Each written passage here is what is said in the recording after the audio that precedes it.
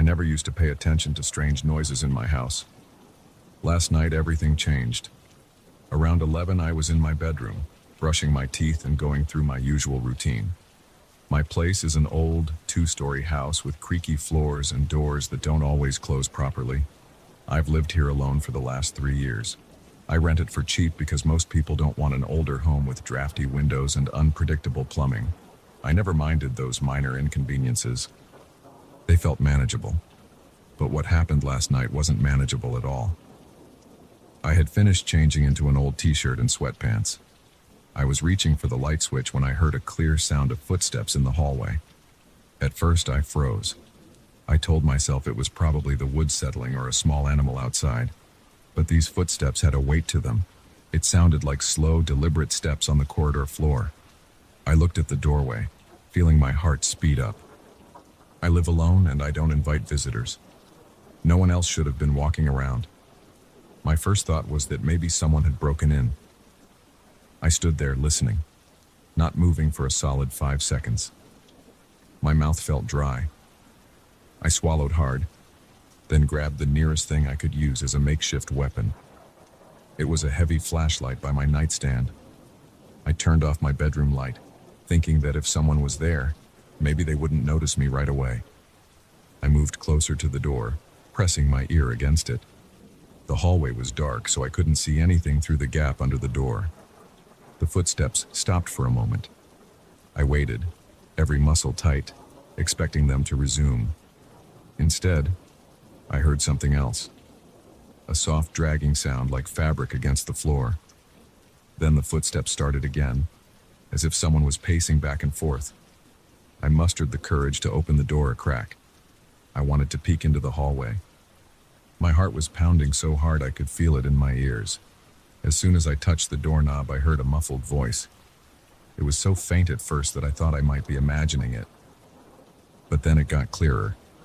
It sounded like someone was whispering in a language I couldn't recognize. The voice was low and rough, and the words didn't make sense except for one. My name. I definitely heard my name in the middle of those strange syllables. I pulled my hand away from the knob, startled. My stomach felt cold. My breathing was fast, and I realized my hand was shaking. I wanted to call the police, but I also didn't want to let go of the flashlight or make noise. I stood there, uncertain, while the voice kept whispering. The sound rose and fell, almost like chanting. But it didn't feel religious or comforting. It felt intrusive and personal. Hearing my name mixed in with that unfamiliar language made my skin crawl. I decided to try the doorknob again. My plan was simple. I'd swing the door open fast, shine the flashlight, and confront whoever was out there. Maybe it was just an intruder messing with me. But as soon as I tried to turn the knob, the whispering got louder. It turned into an urgent muttering, too fast for me to catch anything but that repeated mention of my name. It was like the voice was warning me not to open the door. I tried turning the knob fully. It wouldn't budge. That was strange because I never locked my bedroom door from the inside, and there's no one else who could have locked it from the outside. I jiggled it harder, but it was stuck in place. I pressed my shoulder against the door. It felt sealed shut, as if the frame had expanded. Then I felt a strong push from the other side, almost like someone was leaning against it. The whispering rose in volume, and I could tell the person or thing on the other side was right there, inches away. I felt a surge of adrenaline and tried forcing the door again. I slammed my shoulder into the wood. My heart hammered in my chest, and my palms were slick with sweat. But the door wouldn't move. The voice was now a rasping hiss, filling my ears with those bizarre sounds. My name came through louder every few seconds, surrounded by that guttural tone. I panicked. I started shouting for whoever was there to leave me alone. I yelled that I was calling the police. My voice came out shaky, and I don't think it sounded intimidating at all. I grabbed my cell phone from the nightstand. The signal in my house is usually okay, but I noticed the bars were at 0. I tried calling anyway. No success. My throat felt tight, and I was breathing hard. I stepped back from the door, still pointing my flashlight at it, though the door was closed, so the light just hit the painted wood. The whispering became a steady drone, almost overwhelming. I wasn't sure what to do next. My window faces the backyard, which is fenced in. Jumping out of it wouldn't be safe. Plus, it's a second-story window. My mind was racing with images of what could be outside my bedroom door. An intruder? Some unbalanced stranger? But that voice didn't sound normal. It wasn't like any language I'd heard, and there was a rasp to it, like it came from someone with damaged vocal cords or something else entirely. I waited, hoping the voice would go away. Minutes passed, though it felt like hours. The whispering shifted volume, sometimes almost silent, sometimes so loud it vibrated in my chest. I tried the door a few more times. Every time I touched the knob, the voice surged, as though it was warning me not to open it. I started to sweat, and a chill spread along my arms. My legs felt shaky. Eventually, I slammed my fist against the door, yelling at whoever or whatever was there. I told it I wasn't afraid, which was a lie. I felt terrified. But the voice stopped responding in words. Instead, I heard a scraping sound like nails against wood, coming from the other side of the door. That noise made my hair stand on end.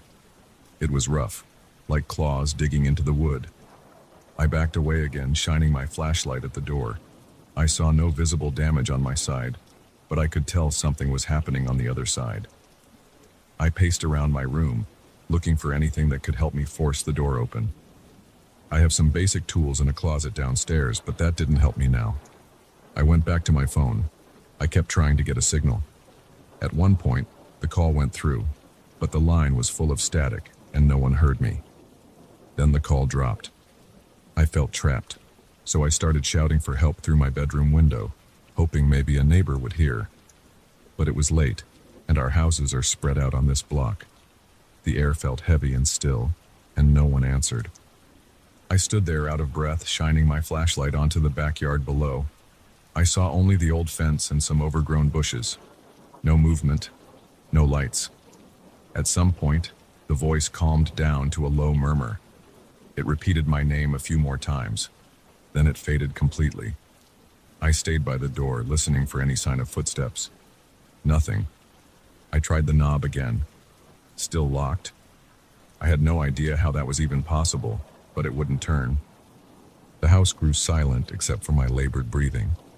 I sat on my bed, wiping sweat from my forehead, waiting for the sun to come up. I couldn't sleep. Every few minutes I'd look at the door. Sometimes I thought I heard faint scratches, but maybe it was my imagination. My heart wouldn't settle down. My mind kept going over and over the events of the last hour, trying to make sense of them. But I couldn't. I stayed there, fully alert, until the first light of dawn came through the window. When I noticed the faint gray light, I got up and tried the door again. This time the knob turned easily. The door opened without resistance. I stepped into the hallway, which was still dim.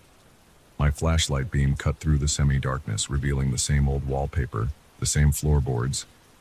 Nothing seemed out of place, but I felt a shift in the air, like the house was holding its breath.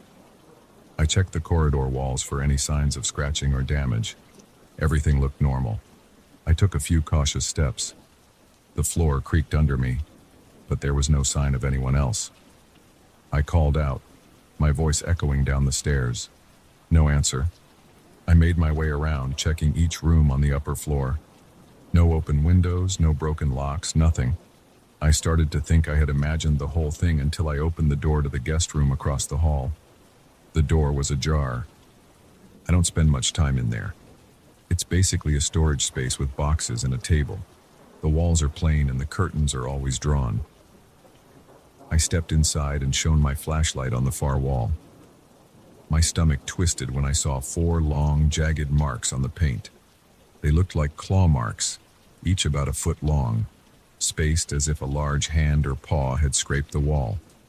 The paint was peeled back, revealing the plaster beneath. It wasn't just a superficial scratch. It dug in deep. I touched one of the marks with my fingertips. The edges were rough and a bit of plaster crumbled away. I felt my heart pounding all over again. Those scratches were fresh, probably made during the night. I thought about the scraping sound I'd heard. This must have been where it happened. But how? The door was locked from my side all night, so nobody could have accessed this room from the hallway. The windows were closed and locked too. There was no sign of forced entry anywhere in the house. I had no explanation. I stepped away from the wall, feeling uneasy. My stomach churned and I took a deep breath. I walked around the room, checking boxes and the small closet. Everything seemed untouched except for those marks. They were out of place in an otherwise quiet, dusty space. I went back into the hallway and headed downstairs. I checked every window, every door, trying to see if anyone had broken in. Everything was locked just as I'd left it. I felt confused and on edge. My body was stiff from tension. My mind kept replaying the events of the night, that voice whispering in a strange language, the door refusing to open, the mention of my name. I tried turning on the lights in the living room. They worked, which gave me a small sense of normalcy. I checked my phone. It had a full signal now. I considered calling the police, but what would I say?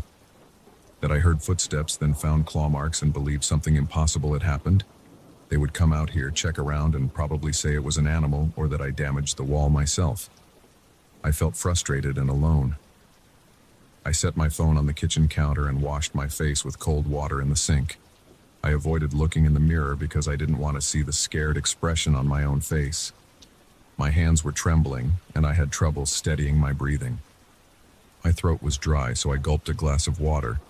It didn't calm me. My mind wouldn't stop racing. I decided to go back upstairs and examine the guest room in the daylight.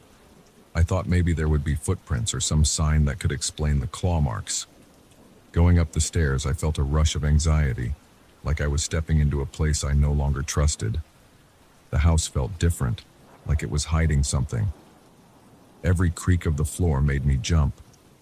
When I entered the guest room again, daylight was streaming through a gap in the curtains. The marks on the wall stood out clearly. They looked even more disturbing in the bright light. The edges were ragged, and bits of paint dust littered the floor. I looked around on the hardwood but didn't see any footprints or strange stains. I checked the corners where dust tends to gather. Nothing was disturbed except the wall. I moved the flashlight beam across the ceiling and down the other walls, though it was bright enough to see without it. I guess I just felt safer having the flashlight in my hand. I didn't see any other damage. I pulled the curtains aside and tested the window. It was locked. There were no marks on the window frame or sill. I checked the floorboards under the window. They were intact. I thought about possible explanations. Maybe an animal had gotten in somehow, but how would it lock my bedroom door from the outside? And how would it whisper my name in that sinister way? None of it lined up. I felt queasy. My skin was clammy. I moved to the hallway and double-checked my bedroom door. The lock was a simple twist lock on the inside. It turned easily. There was no sign of tampering. I walked back downstairs, pacing from the living room to the dining area, trying to see if I missed anything. I looked under the stairs behind furniture in the small laundry room. I didn't find anything out of place. The house was quiet, almost too quiet, and I kept expecting to hear that voice again. At one point, I caught myself holding my breath just to listen for any footsteps. But I heard nothing. I decided to test the front door. It was still locked from the inside with the deadbolt and chain. No sign of forced entry there either. The windows in the living room and kitchen were all locked. I opened the back door to get some air. The morning sun was up and the backyard looked normal. The fence was closed and the gate was locked. My neighbor's yard was empty. I couldn't see any reason to believe someone had climbed in. Everything looked quiet and undisturbed. I went back inside. My heart rate had slowed a bit, but I still felt uneasy. The memory of that voice kept flashing in my head. It had sounded so close, so personal. I couldn't forget how it whispered my name, mixed in with that incomprehensible language. I didn't know if it was some elaborate prank or something else entirely. My gut told me it wasn't just a prank. The claw marks were too real. I spent the rest of the morning checking and rechecking the house. I used a small step stool to inspect the attic hatch, which is in the hallway ceiling. It was undisturbed, covered in old cobwebs and dust. I peeked inside the attic briefly, shining my flashlight. Nothing was there but old insulation and some discarded boxes. No footprints, no droppings, no sign of animals or intruders. Eventually, I sat down on the couch in the living room. My nerves were shot. The house was dead silent. I could feel my muscles aching from tension. My mind felt scrambled. I thought about sleeping, but there was no chance of that. Every time I closed my eyes, I remembered that voice. I could almost feel the pressure against my bedroom door again. I felt trapped by the memory. I keep asking myself if I should leave the house altogether. But where would I go? This is my home, and I've never had a single incident like this before. I'm trying to convince myself that maybe it was some weird dream or a hallucination, but the claw marks are real. I can't ignore that. Something was in here last night. Something that spoke words I couldn't understand, except for my name. I don't know what's going to happen tonight. I'm not sure if I'll even try to sleep in my bedroom. Part of me wants to stay awake in the living room with all the lights on. Another part of me wants to run outside and never come back. But I can't just abandon my home. I have nowhere else to go right now, and I'm not sure I'd be any safer in a hotel. Whatever this is, it feels personal. For now, I'm just trying to stay alert. I've locked every door and window. I've double-checked each latch and bolt. I moved some furniture so I can have a clear line of sight down the hallway from the living room. I set my phone next to me, fully charged, and I'm waiting, listening to every sound. The day feels long and strange. I keep expecting something else to happen, but so far it's been quiet. I keep glancing at the stairs, picturing those scratches on the wall in the guest room. I don't like going up there anymore. At some point I'll have to figure out how to fix that damage, but right now I don't want to be near that room. The sight of those claw marks makes me feel sick. It's like seeing proof that last night wasn't some delusion. I might call a friend later, see if I can get someone to stay over. I don't want to explain the full story, but maybe I can just say I'm feeling uneasy. Having another person in the house might help. Though in the back of my mind, I'm worried that this presence, whatever it was, might come back if it wants to. Locks and bolted doors didn't stop it before. I'm telling you all this because I need to get it off my chest. I'm not looking for answers right now. I just want to make sure someone knows what happened in case it happens again. I'm still trying to stay rational. I keep telling myself there has to be a logical explanation, but I can't think of one that fits everything. All I have are the memories of that voice, the locked door, and those deep scratches in the wall. That's all I know. If something else happens tonight, I'm not sure how I'll handle it. I'm scared. My body still feels tense, and my thoughts are all over the place, but there's nothing left to do except wait and see if it returns. Maybe it won't. Maybe I'll never hear that whisper again. But if I do, I'll be ready to do whatever I have to. I won't just stand there frozen. I can't let it corner me in my own home again. For now, that's all I can do. Stay alert and face whatever comes next.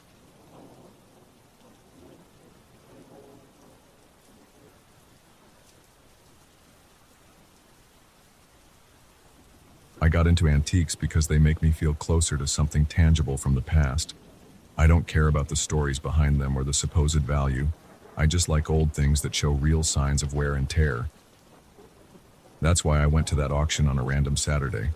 I was tired of cheap reproductions at yard sales, and I wanted something genuine. I saw a lot of items that day. A dusty grandfather clock, a chipped porcelain vase, some tattered paintings nobody wanted. Then I spotted the mirror. It was propped against a wall away from the main display. Its frame had a dark, worn finish, and there were cracks along the edges of the glass. It looked heavy, and it had these intricate details carved into the frame, floral patterns or something like that. It wasn't pretty in the usual sense, but it caught my eye, and I remember thinking, that's different. I want it. I raised my paddle and made a quick bid. It didn't cost me much because nobody else seemed interested. People barely even looked at it. After I won, I had to arrange a way to get it home because it was heavier than I expected. The auction house workers helped me carry it to my truck. I brought it back to my house, which is this old place I got a few years ago. It has a big attic with creaky floorboards and not much lighting. I decided the mirror would go up there for now because I didn't have room for it in my living room or bedroom. And truth be told, something about it made me uncomfortable bringing it into my main spaces. It felt like it belonged in a darker corner. I live alone, so moving it upstairs was a chore. I used the side entrance that leads to a set of stairs going straight to the attic. I kept my gloves on because the frame had a weird texture. It felt gritty, almost like it had residue on it. Once I finally positioned it against the attic wall, I stood there, hands on my hips, catching my breath. I flicked on the single overhead bulb. The mirror looked even older under that yellow light. I could see small black spots where the backing on the glass had worn away. If I moved a little, I'd see my reflection with these patches of darkness over my face. It was weird, but I shrugged it off and went back downstairs. For the next few days, I barely thought about it. Work kept me busy and I had no reason to go up to the attic. One evening, though, I needed to store some old suitcases. I climbed up, turned on the light, and walked over to the corner. The mirror was there, same as before. As I passed by, I heard something like a soft whisper. I froze. My first instinct was that there was a draft or maybe a small animal in the walls. The house isn't new, so strange noises happen. But the sound was too close. It was right by my ear. It died as soon as I stopped walking. I looked around, glanced at the mirror. Nothing moved. I dropped the suitcases, took one more look around, and then headed back to the attic entrance. As I reached the stairs, I heard it again. A faint hiss or whisper, but definitely near me. I turned abruptly, but all I saw was the mirror, reflecting me in that dim light. The angle was odd, and my reflection looked twisted. My stomach felt tight, and my heartbeat sped up. I stood there, not moving, trying to figure it out, but nothing else happened, so I left. That night, I couldn't shake the feeling that the whisper had come from the mirror. It made no sense, but I couldn't ignore how close it had been. I told myself it was just old wood settling or something. Houses make noises. But I caught myself looking at the ceiling whenever I walked by the attic door, half expecting to hear that whisper again. The next time I went up to the attic, it was to grab some photo albums. I forgot about them in a box up there. As soon as I stepped in, I felt a chill. The air was stale, and the overhead bulb was flickering. It does that sometimes, but it got on my nerves right then. I walked toward the far side where I keep the storage boxes. The mirror was along that route. As I passed it, I heard that whisper again. This time, I swear it sounded like my name. It wasn't distinct, more like a shaped breath. But I'm pretty sure I heard it. I swallowed hard and glanced at the glass. My reflection looked normal enough, but I felt the hair on my arms stand up. I wanted to ignore it, so I grabbed the box of albums and hurried back downstairs. On the way down, I felt a prickling on the back of my neck, like I was being watched. When I closed the attic door behind me, I let out a heavy sigh and stood in the hallway for a few seconds, trying to calm down. My heart was pounding in my chest, and I felt a little dizzy. I kept telling myself it's just an old mirror, but my mind didn't want to believe that anymore. Over the next couple of nights, I started sleeping poorly. I had bad dreams about reflections that didn't match my movements.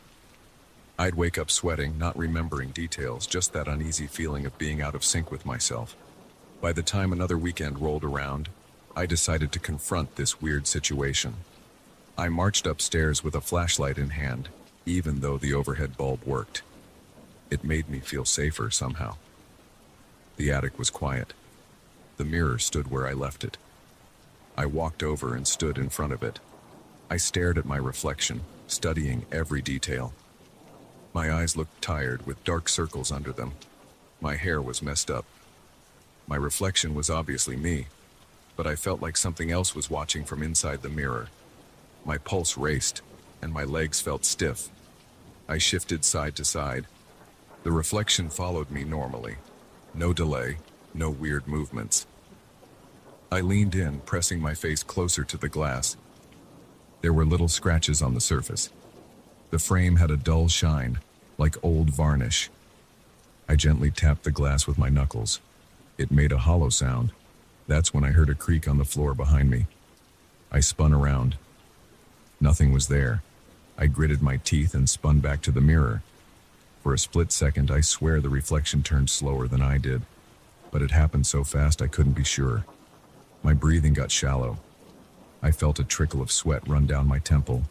I backed away, fighting the urge to run. Then I turned and walked quickly downstairs. My hands were shaking so much I had to grip the railing. I tried to brush it off, but each time I went up there after that, I heard faint whispers. Sometimes I'd catch a quick flash in the glass, like a shape moving on the other side. It wasn't me, because I stood still. I'd see it in the corner of my eye, and then it'd vanish. My heart would pound, and I'd leave the attic immediately. I started avoiding that part of the house. If I didn't have to go up, I simply didn't. One night I came home late from a friend's place. I was exhausted, but I decided to do a quick check in the attic to see if maybe there was a draft or a crack that was causing these noises. I wasn't thinking straight, and maybe I just wanted to show myself there was nothing to fear. I grabbed a small toolkit and climbed the stairs. My legs felt heavy. Every step creaked louder than usual, or maybe I was just hyper-aware of it. I nudged the attic door open. The overhead bulb was off, so the space was mostly dark. I clicked my flashlight on and swept it around. Boxes, old furniture, the mirror. Everything was in its place. I walked over to the walls, checking for holes or gaps. The air was cold, and I felt a faint breeze against my face, but I couldn't find where it was coming from. I muttered to myself, feeling a little foolish. Then I aimed the flashlight at the mirror. I could see my reflection, but it looked washed out from the bright beam.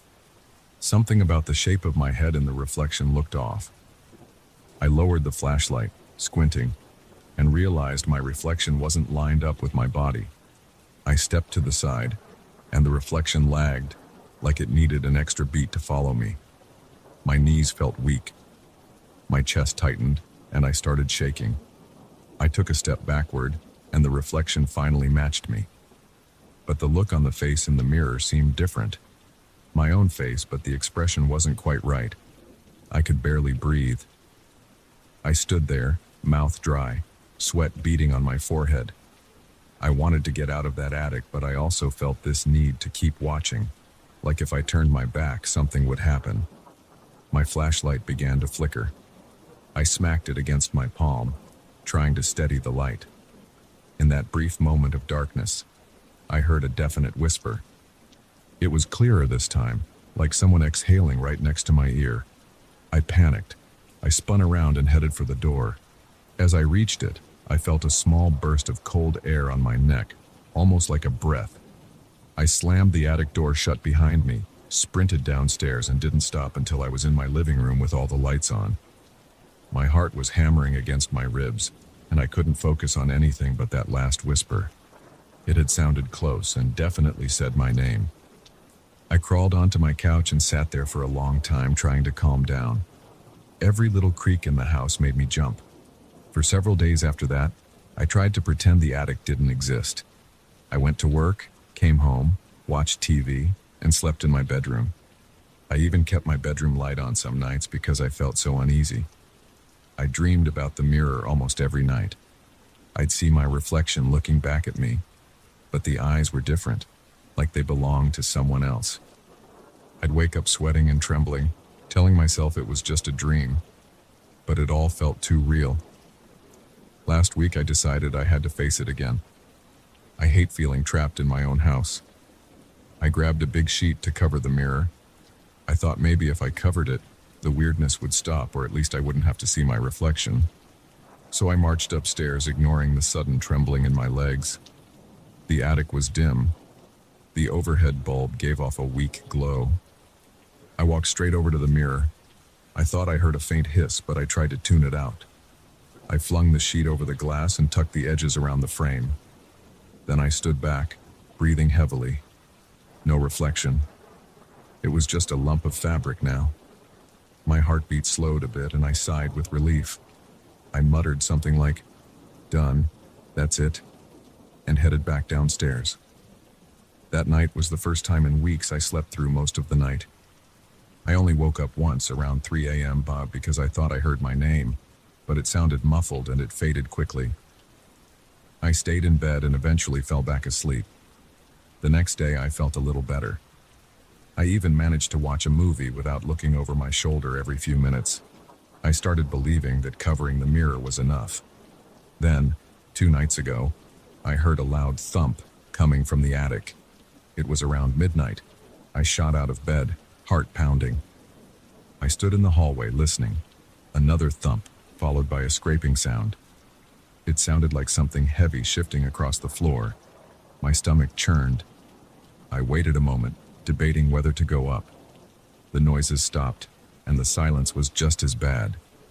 I picked up a heavy flashlight and crept up the stairs. My breathing was shaky, and my hands trembled. I reached the attic door and quietly opened it. The overhead bulb was off. I scanned the room with my flashlight. The sheet was lying on the floor, crumpled at the base of the mirror. The mirror was tilted, not as I'd left it. It looked like it had been moved forward a foot or so, like someone dragged it. My mouth went dry. I took a few steps in, shining the light around. No one was there. The air smelled musty and cold. I tried to convince myself it just slid on its own somehow, but it seemed impossible on that old wooden floor. The frame had no wheels, and it was too heavy to move by accident. I knelt down and tried to pick up the sheet. I heard a whisper again. It was so close it made me cry out in surprise. I stumbled back, knocking into a stack of boxes. The boxes toppled and I cursed under my breath, but I never took my eyes off the mirror. I pointed the flashlight at the glass and I saw my reflection, but it didn't look right. It was too slow. My reflection blinked a moment after I did. My chest seized with panic. My eyes darted to the attic stairs. I didn't want to look away from the mirror, but I needed to get out. I slid along the wall, trying to keep it in my line of sight. Every time I shifted, the reflection took a fraction of a second longer to move. By the time I got to the door, I was shaking so badly I almost dropped the flashlight. Then I turned and ran down the stairs, shutting the door behind me. I haven't gone back up since. I've been sleeping in short bursts, waking up to every little noise. There's a tightness in my chest whenever I think about that attic.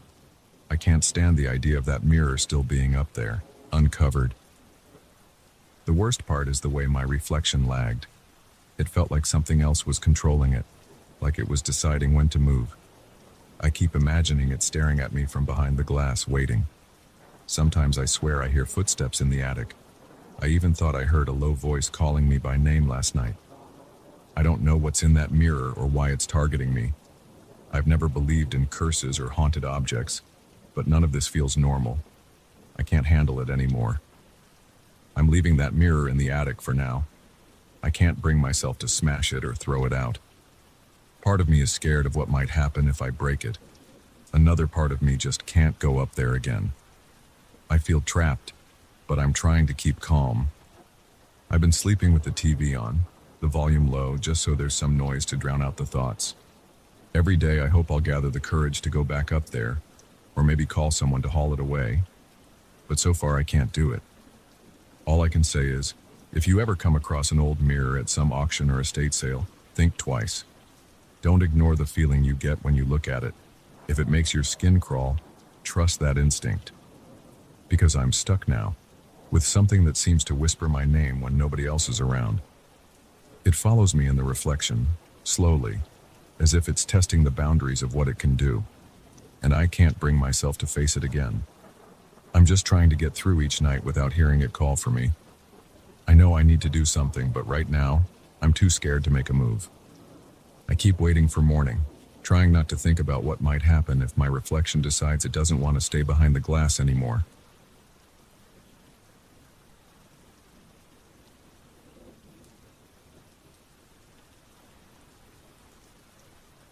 I couldn't sleep that night, so I sat on my porch, staring at the rows of trees in my backyard.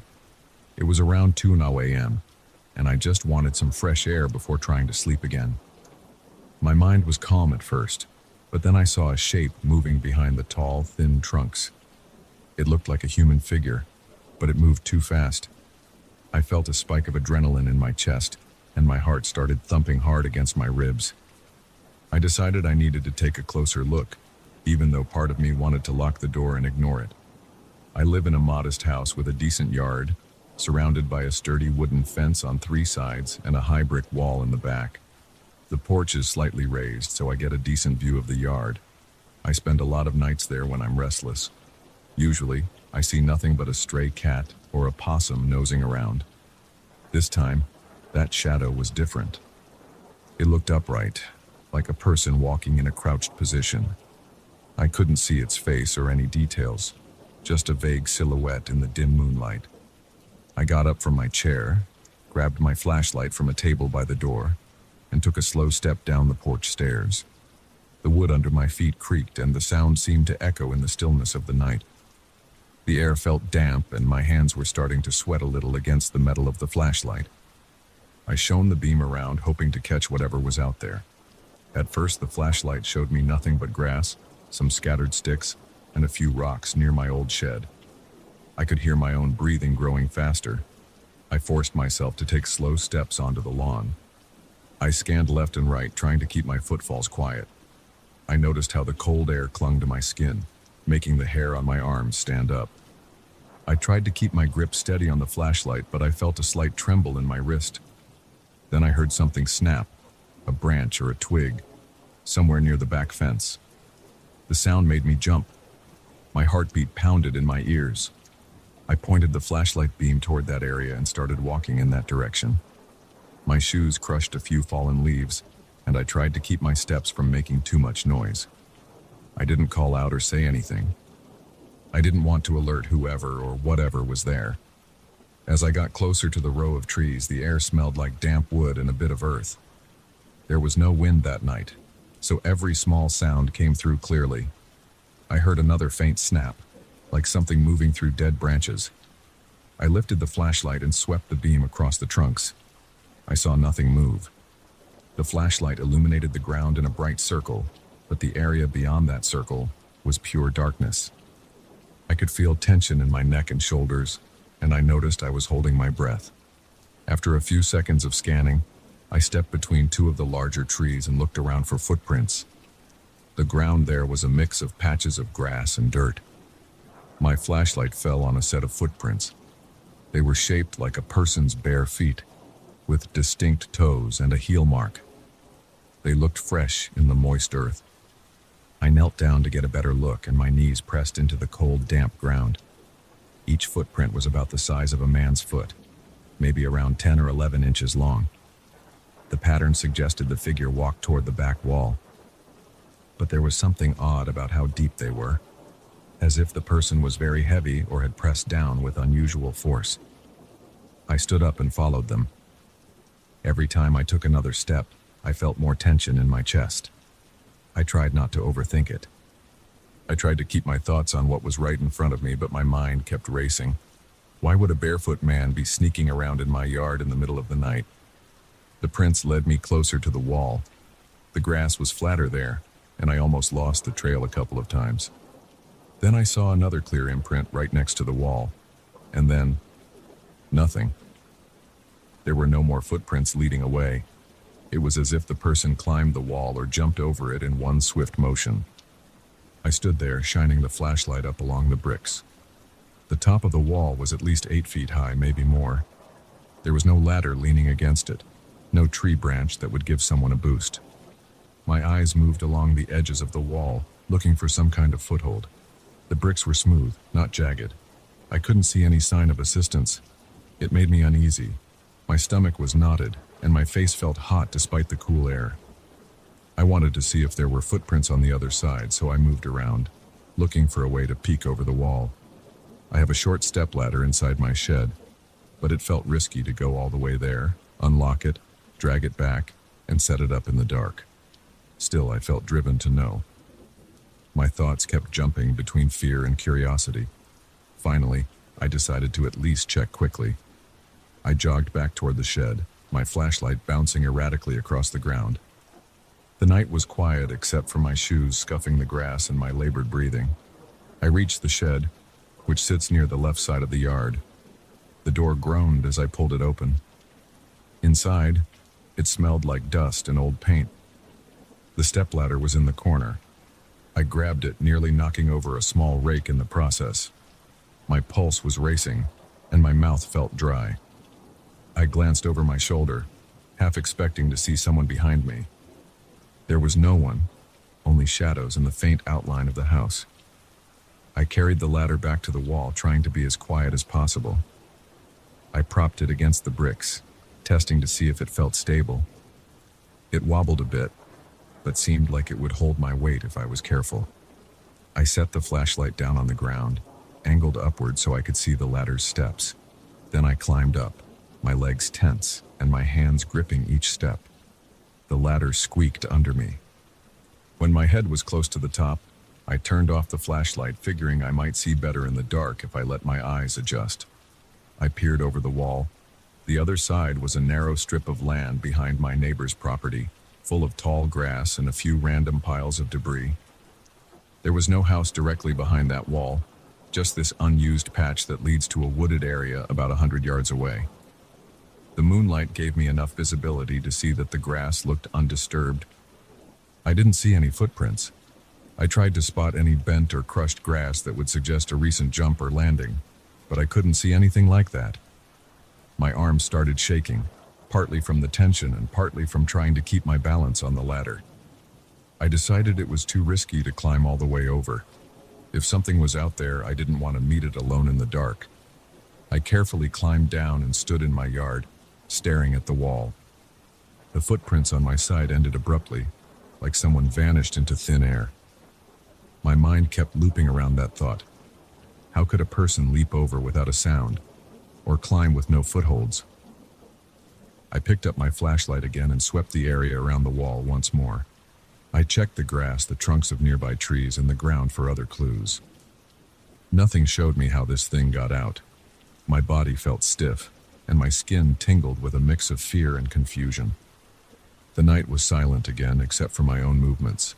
I decided I should walk the perimeter of the yard one more time. I wanted to see if there were any other footprints or any sign of forced entry. I followed the fence along the left side, shining the light at the base of each board. The fence looked normal. No panels were loose or broken. Then I traced the flashlight along the back wall again, from the left corner to the right corner. The only footprints I found were those same ones ending abruptly. After that, I walked the right side of the yard, checking near the bushes in the corner of the house. Everything looked undisturbed, except for some fallen leaves. By the time I made it back to the porch, I realized I was breathing heavily, as though I'd run a mile. My t-shirt clung to my back from sweat. I stepped onto the porch and sat down on the top step. My flashlight rested on my thigh. I stared at those trees, trying to see if that shape would appear again. I listened for any crunch of leaves or snap of twigs. I heard nothing.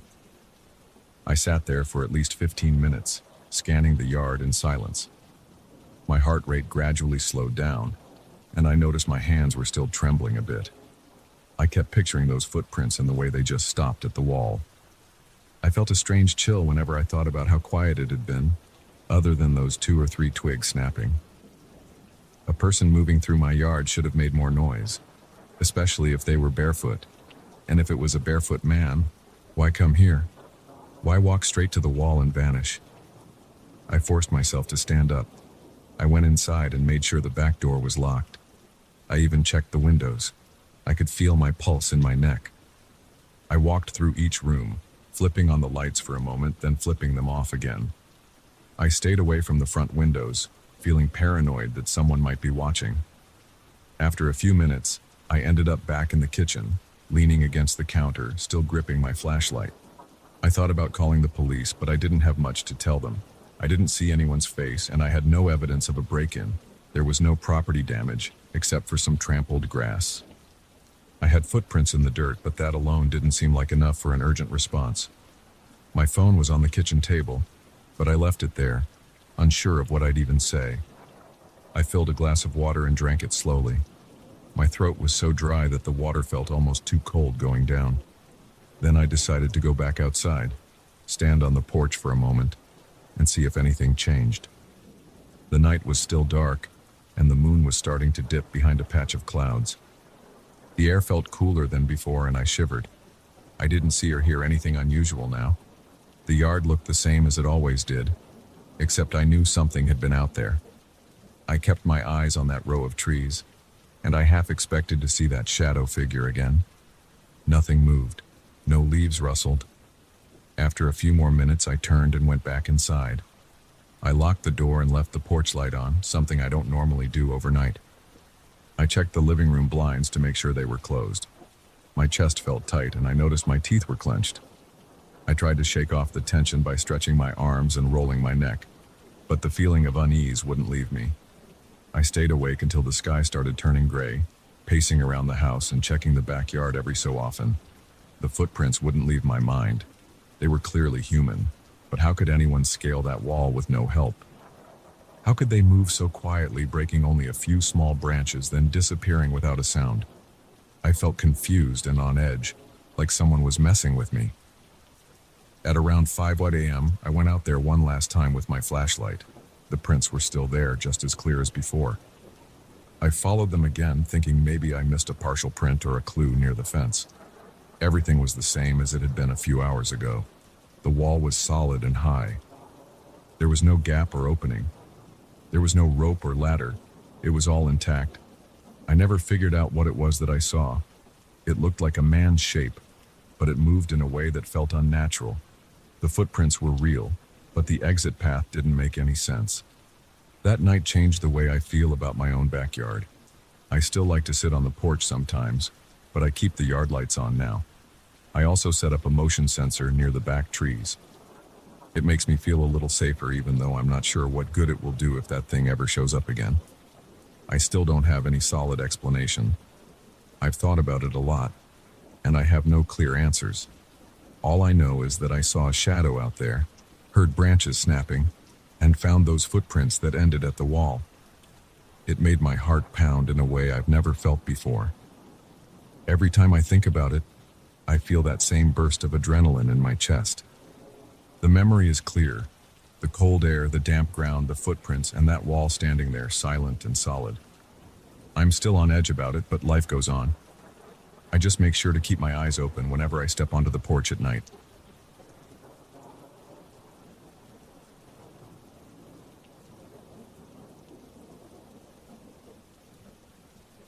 I never wanted to admit I was afraid of my own house, but I can't ignore the heavy footsteps I've been hearing upstairs.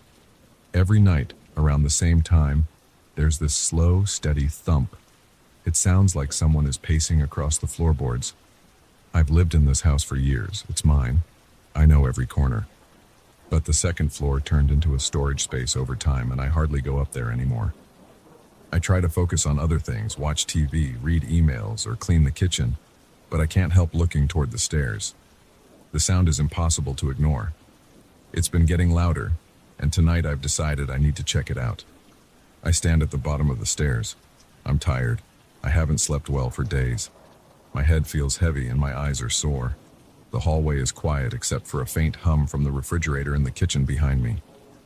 I flick on the stairwell light, but it only illuminates a small area. The rest of the stairs stay in shadow. I grip the handrail, noticing the layer of dust that has gathered there. I feel my pulse in my fingertips. I know it's just a bunch of old furniture up there. There's nothing living on the second floor, at least nothing that should be. I start climbing step by step. The wood creaks under my weight. I pause to listen between each step. I can't hear anything at first. Then, as I climb a bit higher, I notice a soft thump. It seems distant, but I can't pinpoint the exact direction. I take another step, and the thump becomes clearer. It's like a slow, purposeful step across the floor. I hold my breath. My heart is racing, and I feel sweat on my forehead. The closer I get to the top, the heavier the sound becomes. It's not constant. It comes in short bursts, like someone stopping for a moment and then moving again. I reach the landing and look down the narrow hallway. There are 2 rooms up here. One is the old guest bedroom, which I haven't used in a long time. The other is an empty room where I stored a few extra boxes. Everything else is just open space filled with random junk covered by sheets. I flick the light switch in the hallway, but the bulb overhead only gives off a weak yellowish glow. The corridor is dim, and the edges of the walls are in shadow. I walk slowly, trying not to make any noise, but the floor under me creaks with every step. My mouth feels dry, and I swallow hard. The footsteps ahead of me stop. I can't hear them now, but my ears are on high alert. I'm so focused on listening that I can hear my own breathing and the steady thump of my heart. I reach the door to the guest bedroom. The knob is cool to the touch. I hesitate before turning it, half expecting something or someone to push back against the door from the other side. Nothing happens. I turn the knob, and the door swings open with a small squeak. My eyes scan the room. It's filled with old furniture, all covered with white sheets. The bed is still there, the side tables, a dresser, and a standing lamp in the corner. Everything looks untouched, but the air feels thick. It smells stale, like old dust and fabric. I step into the room. The overhead light doesn't work, so I click on my flashlight. The beam reveals tiny dust particles floating around, and they swirl in front of me like a shifting cloud. I spot a few cardboard boxes on the floor and a large trunk near the window. The sheets are discolored in places, and the entire room has that forgotten atmosphere, but it's silent. There's no movement. I can't see a single thing that looks out of place. But something feels wrong. I sense it in my stomach.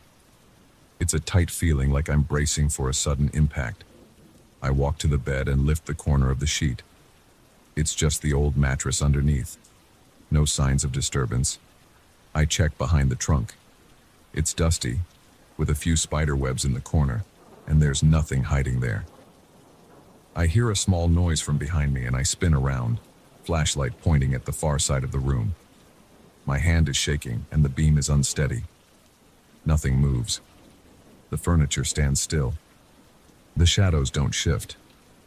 But my ears pick up something that sounds like quick, light scraping, as if nails or something similar slid across the wooden floor. It stops almost as soon as it starts. I hold my breath and try to steady the flashlight. My legs feel tense. I decide to walk toward the corner of the room near the old lamp.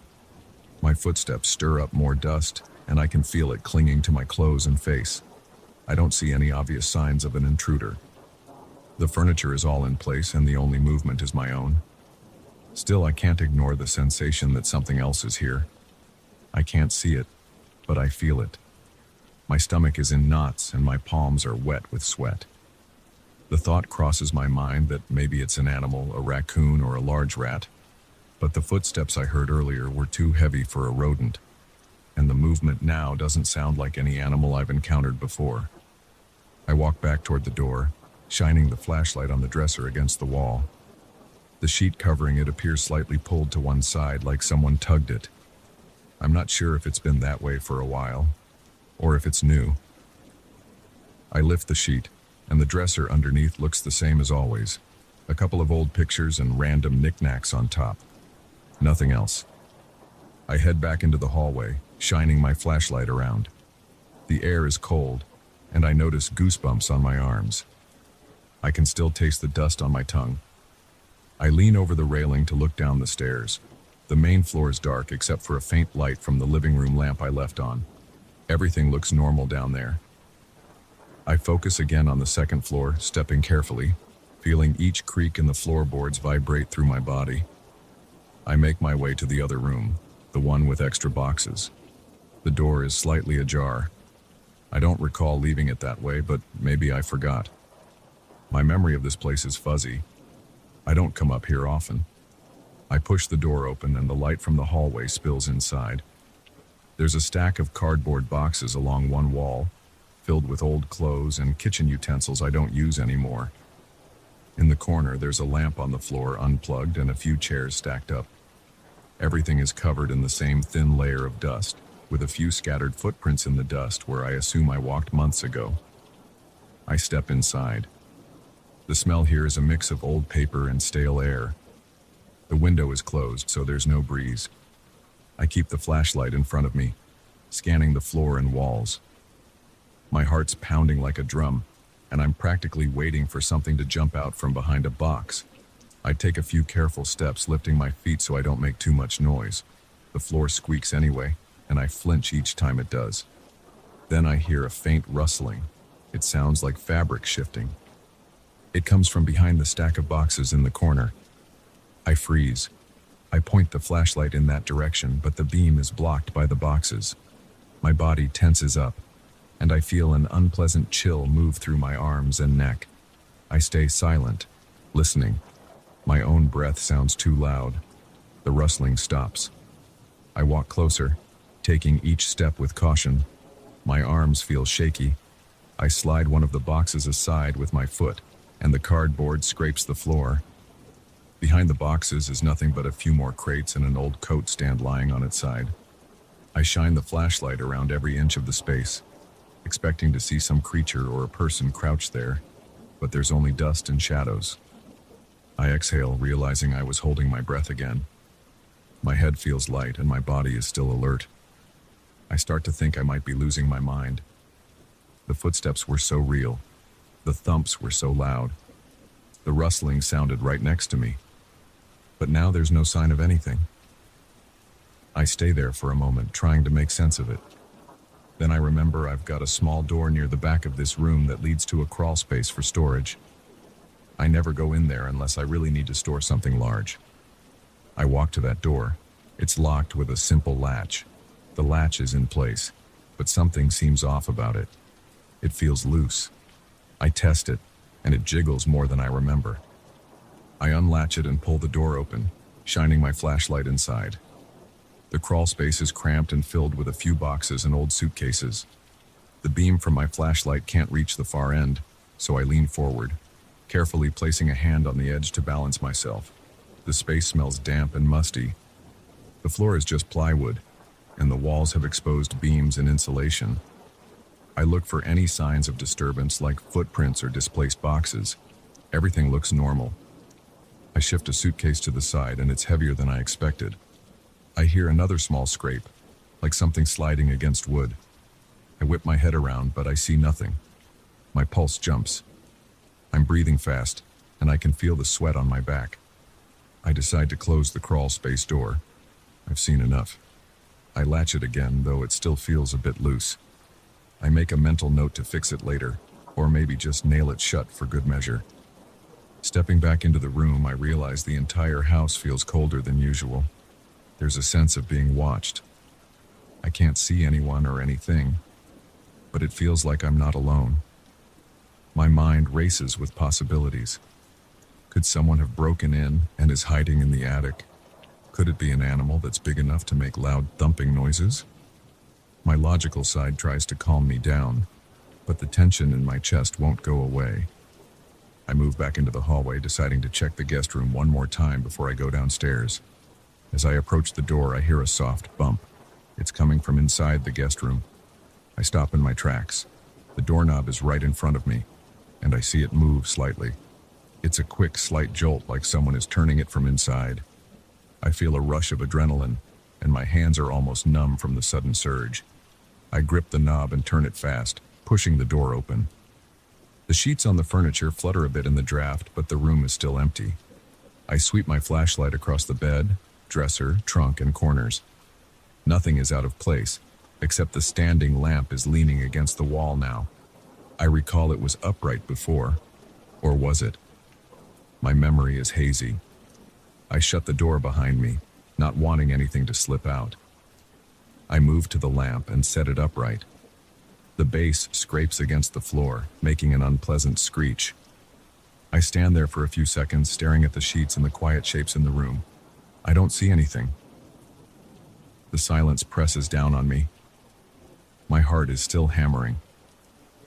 I swing the flashlight in a final sweep, checking under the bed. It's just dust bunnies and a couple of storage boxes. I open the closet door. There are a few old coats on hangers. I push them aside, shining the light behind them. Nothing. I feel a sudden urge to leave. Every instinct is telling me to get out of this room. The air feels too heavy and my nerves are shot. I walk to the door, open it, and step into the hallway. I don't bother turning off the light. I walk straight to the stairs, practically stumbling over my own feet. I hold the handrail tight and hurry down. The stairs creak loudly under me, but I don't care. I just want to reach the bottom. Once I'm downstairs, I take a deep breath. My chest feels tight and I have a dull ache in my temples. I switch on every light in the living room and kitchen, letting the brightness fill the space. I rub my hands over my face and realize I'm covered in sweat and dust. My throat is dry, so I grab a glass of water from the kitchen sink. It tastes metallic and lukewarm, but it helps calm me. My hands still shake a bit. I stand there, leaning against the counter. I stare at the ceiling, half expecting to hear those footsteps again. But there's nothing. Absolute silence. I look at the clock. It's past midnight. I feel drained and uneasy. My mind is still on high alert, replaying everything I saw and heard. I can't forget the sound of those heavy steps above me, the quick movement in the corners, and the doorknob jiggling on its own. I decide to lock the door at the bottom of the stairs. It's an old door that I haven't used in a while, but it has a sturdy lock. I twist the key, hearing the click that seems extra loud in the quiet house. That won't stop a determined intruder, but it makes me feel a tiny bit safer. I turn off all the lights except the one in the hallway downstairs. I leave it on in case I need to see my way around again. I go to my bedroom on the first floor and shut the door, locking it too. I sit on the edge of the bed. I'm exhausted, but I'm also wide awake. My heart is still pounding, and my head is spinning with questions. I try to slow my breathing. I focus on the sound of the air conditioner's steady hum and the faint ticking of my bedside clock. For a moment, I think I hear another creak upstairs, but I'm not sure if it's my imagination or the house settling. I wipe the sweat from my face and lie down, still wearing my clothes. I stare at the ceiling, every muscle in my body tight. I don't know what I'll do tomorrow. Maybe I'll call someone to check the place. Maybe I'll empty out the second floor entirely and see if there are any hidden animals or structural problems. Or maybe I'll just leave it alone and hope the footsteps stop. My thoughts jump around. I can't pin down a solid plan. I only know I'm too tired to deal with it anymore tonight. My eyes feel heavy, but I can't relax. The memory of that movement in the dark corners lingers. The footsteps felt so close, and yet there was nothing there. I decide I'll stay downstairs for the rest of the night. I don't want to hear those footsteps again. I don't want to see anything else up there. I just want to rest. I keep the small lamp on. The glow is comforting and it makes me feel less alone. I pull the covers over me, boots and all, and wait for sleep to come. If I close my eyes, I can still picture the white sheets covering the furniture, the dust floating in the flashlight's beam, and that moment where I was sure the doorknob moved on its own. My stomach twists when I remember that detail.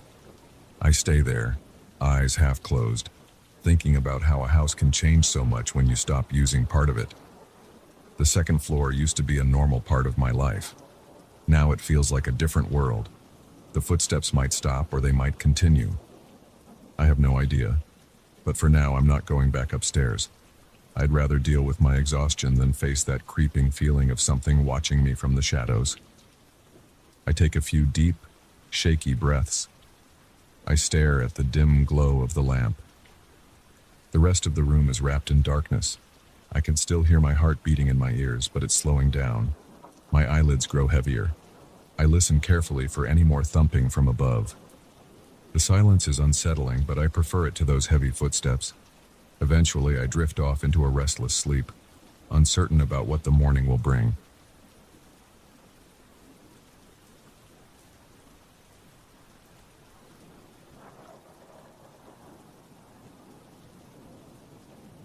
I walked into that used furniture fair on a hot Saturday afternoon. I wasn't looking for anything specific. I just liked wandering through the stands, checking old lamps or strange chairs. I spotted the Persian rug because of its bold colors.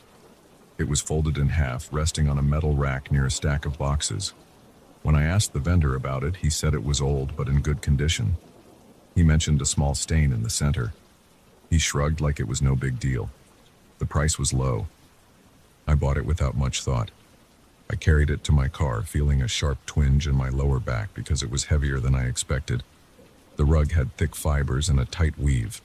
I remember leaning over the trunk, adjusting the folded edges so it would fit. I smelled a dusty odor mixed with something I couldn't identify, but I ignored it. I thought maybe it was just the scent of old fabric. At home, I unrolled it in the living room. My place isn't very large, so the rug covered most of the floor. Its design had intricate patterns along the borders, mainly deep reds and blues. But the center drew my eye right away. The stain looked like a rough outline of a person. The outline wasn't clear. It had distorted edges, like someone had spilled bleach on the material in a vaguely human shape. It was about 4 feet long, with what could have been a head at the top. The color was a dull brownish gray, not fresh or wet, but noticeable. I felt a little uneasy, but I assumed it was just a weird blotch from years of use. That first night, I left it on the floor and went to bed around midnight. My bedroom is down the hall. I could still see part of the living room from the doorway. I remember looking at the rug before I turned off the light. I had a slight chill in my chest, but I thought it might be the AC vent blowing on me. I shrugged it off. I slept okay, but around 3 in the morning I woke up. I felt cold sweat on my forehead and my sheets were damp. I had this lingering sense of dread, but I couldn't remember any dreams. I heard a soft sound from the living room, almost like fabric shifting against the floor. I sat up in bed, holding my breath. My heart thumped hard in my chest. I thought it might be the air conditioner, or maybe a draft through the window. I told myself to relax. I lay back down, but I couldn't sleep for another hour or so. The next morning, I walked into the living room and stared at the rug. It looked the same as before. The stain was still that odd shape, no bigger or smaller. I stepped on it, testing the texture. It felt normal under my bare feet. The fabric was thick. I didn't see any fresh marks. I figured the noise I'd heard was nothing. I made coffee, ate breakfast, and tried not to think about it. But all day I felt slightly off. My skin felt clammy even though it was warm outside. I kept looking at the rug from the corner of my eye. Every time I walked by, I thought the outline looked more defined, but when I stared straight at it, it seemed the same. I decided to ignore it and went about my day. I had errands to run and laundry to do. I tried to distract myself. That evening, I sat on the couch, scrolling through my phone. My eyes flicked to the rug again and again. At one point, I thought I saw the outline twitch like a faint flicker in the fabric. My stomach lurched. I got up fast, walked to the light switch, and flipped on the overhead light. Under the bright light, the stain didn't move. It just lay there, a faded shape. I felt stupid for spooking myself. I turned the light back off and sat down again. After about 10 minutes, I noticed a subtle shift in the dimness. It was like the edges of the stain quivered. My neck and shoulders tensed up and I could feel a slight tremor in my hands. I couldn't make sense of it, so I stood up and left the living room. I went to my bedroom and closed the door. My heart was pounding. I tried to calm myself by breathing slowly. That second night was worse. I woke again, around the same time, with a chill running down my spine. My throat was tight, and my jaw felt locked. My mouth was dry. I walked to the living room, flipped on a lamp, and stared at the rug. The outline was there, silent. I didn't see it shift, but I had goosebumps all over my arms. My ears felt hot, and I could hear my own breathing echo in my head. I walked in circles around the rug, trying to see if something changed. It looked the same as before. Eventually, I turned off the lamp and went back to bed, but I barely slept. By the third morning, I decided I needed to do something. I pulled out a tape measure from a drawer. I stretched it across the stain, roughly from what I considered the top of the head to the bottom edge. It measured about 4 feet, as before. The width near the shoulders was about 2 feet. I wrote those numbers down on a scrap of paper. Then I went to work. When I came home, I immediately measured again. The length was about 4 feet and half an inch. The width was slightly over 2 feet. I thought maybe I measured incorrectly the first time. I measured 2 or 3 more times, carefully. The numbers didn't match my morning measurement exactly. I told myself it was user error. I tried to forget about it, but it lingered in my mind. My stomach felt tight the rest of the night. I tried cleaning the rug. I used a sponge with soapy water. I scrubbed the stain in the center. The outline didn't fade. In fact, while I was scrubbing, I felt a faint vibration under my hand, like a distant hum or a current passing through the fibers. I jerked my hand away, heart pounding. My pulse drummed in my ears. I leaned in again, pressed the sponge down, but I didn't feel the vibration anymore. Maybe it was my imagination, or maybe my arm was shaking with anxiety. I'm not sure. That night I slept even worse. Every time I closed my eyes, I pictured the stain spreading, forming arms, legs, maybe a face. I would pop my eyes open, check the doorway, and listen. Once I heard a scratching noise, like fingernails against wood. I froze.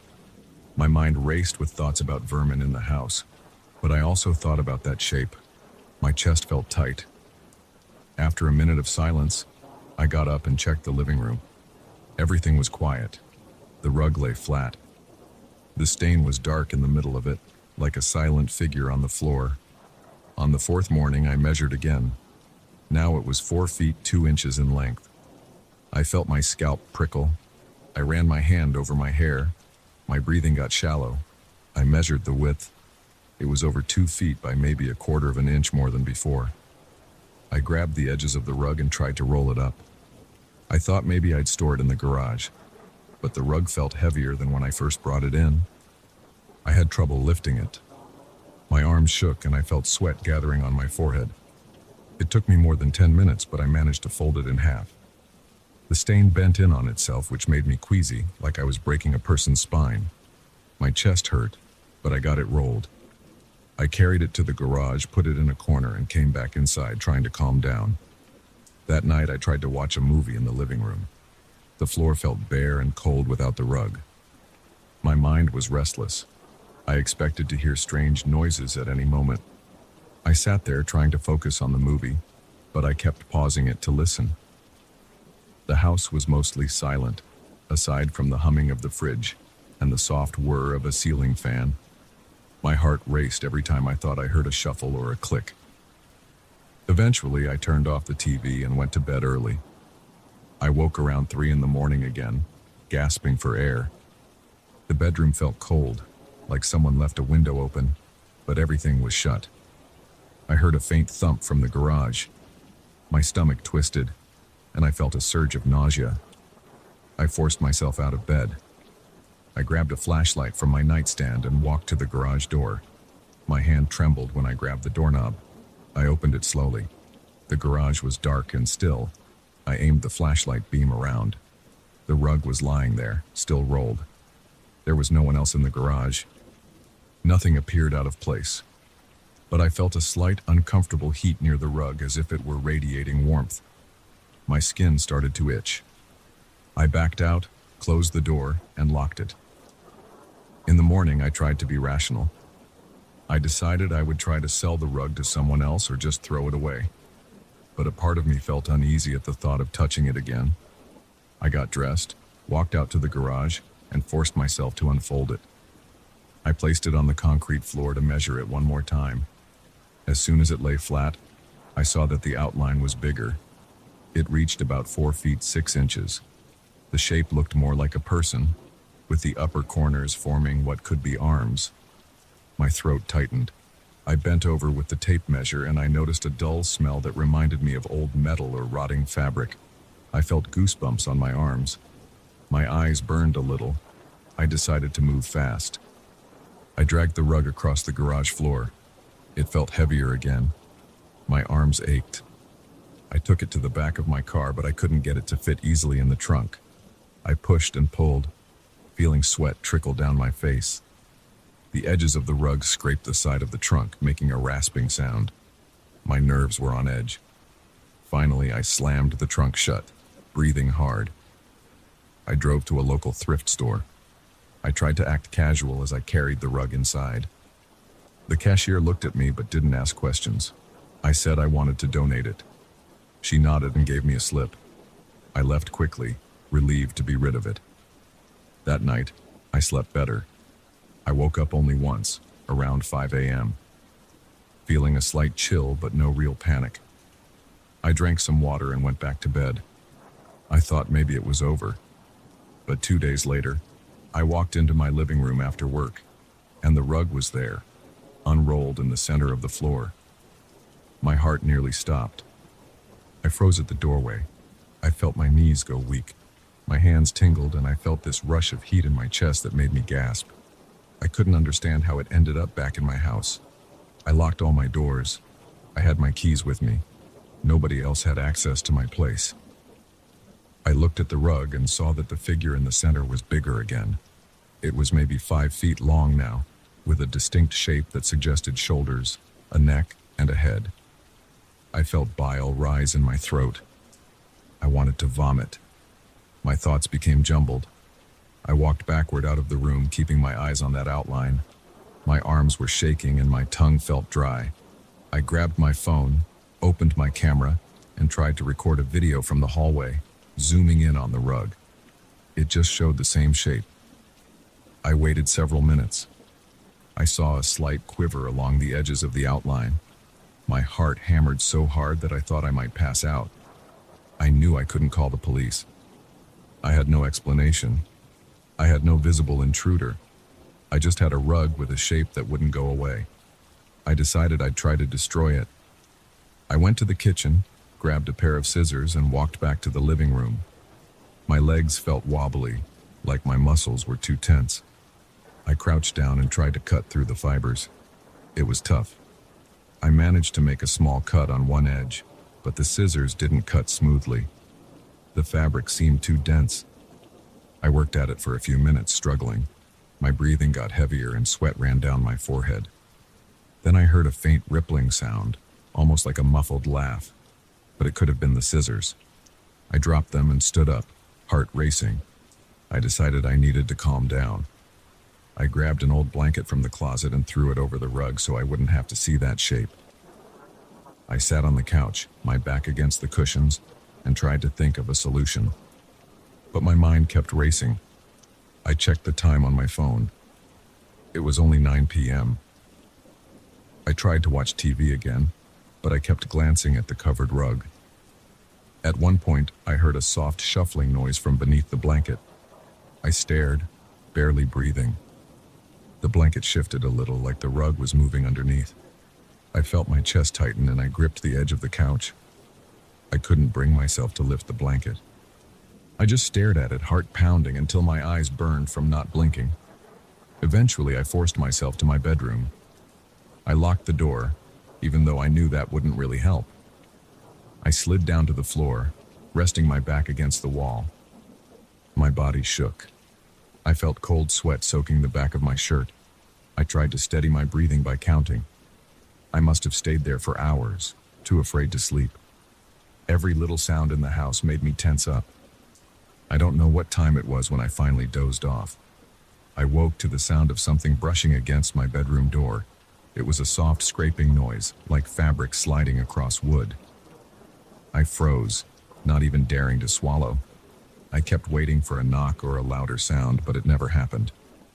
Eventually, I heard the noise move away, and everything went quiet. Now I'm still here, just waiting. I keep thinking that stain is going to finish forming into something. I picture it standing upright, taking a step. I can't stop imagining it. I haven't seen it move with my own eyes, only glimpses and twitches that are easy to doubt. But I feel its presence, especially at night. I measured it again this morning. It's 5 feet 3 inches in length. The arms are more defined and the head is rounder. I can't get rid of it. I've tried. I can't burn it. I can't cut it. I can't toss it. It always finds a way back. I've stopped trying to understand why. I just know it grows a little more each time I check. And I'm scared of what will happen if it reaches full size. I don't want to see what it looks like when it's complete. But I might not have a choice. I feel its weight in the air around me. I feel it when I breathe. That's why I'm telling you this now. I haven't told anyone else. I don't want pity or disbelief. I just need to share it because I'm not sure how long I can stay in this house. I keep thinking I'll walk in one day and the shape will be gone from the rug, standing in front of me instead. I don't know what else to do. I'm stuck here watching it grow, day by day, inch by inch. And every time the night comes, I wonder if this will be the night it steps out of that outline and makes me face it. I try to stay strong, but my hands won't stop shaking. I can't think straight, and I can't ignore it anymore. It's here, and it's waiting. And I'm still here, too scared to leave, too scared to watch.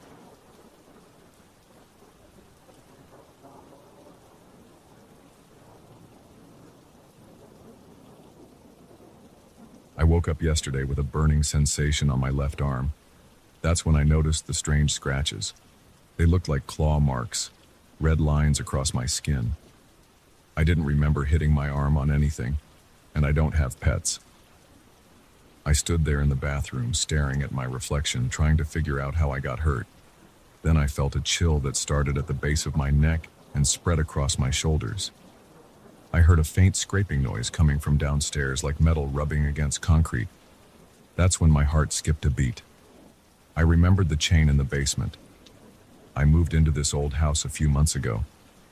It's got a damp basement that smells like old earth. The floor is rough cement, and the walls have cracks that let in some moisture.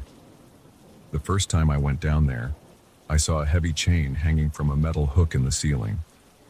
It was rusted and had no lock on it, just a thick length of metal links. It didn't seem attached to anything except that hook. I ignored it. It looked useless, just a leftover from whoever lived here before me. I almost took it down, but it felt like it might break the old hook or cause some damage. I left it alone. A few days after moving in, I started hearing odd sounds late at night. At first, I assumed it was the house settling or the wind against the old boards. But one evening, I went down to the basement to check the fuse box, and I could have sworn I saw the chain sway on its own. It wasn't a strong breeze. There's no open window down there. It was more like a slow, deliberate movement, back and forth, like someone had just nudged it. I told myself it was just my imagination, or maybe my own footsteps shaking the floor. I left the basement with a knot in my stomach anyway. A few weeks passed. I focused on work. I tried to fix up the living room, hang pictures, and patch up some holes in the walls. But every now and then I thought about that chain.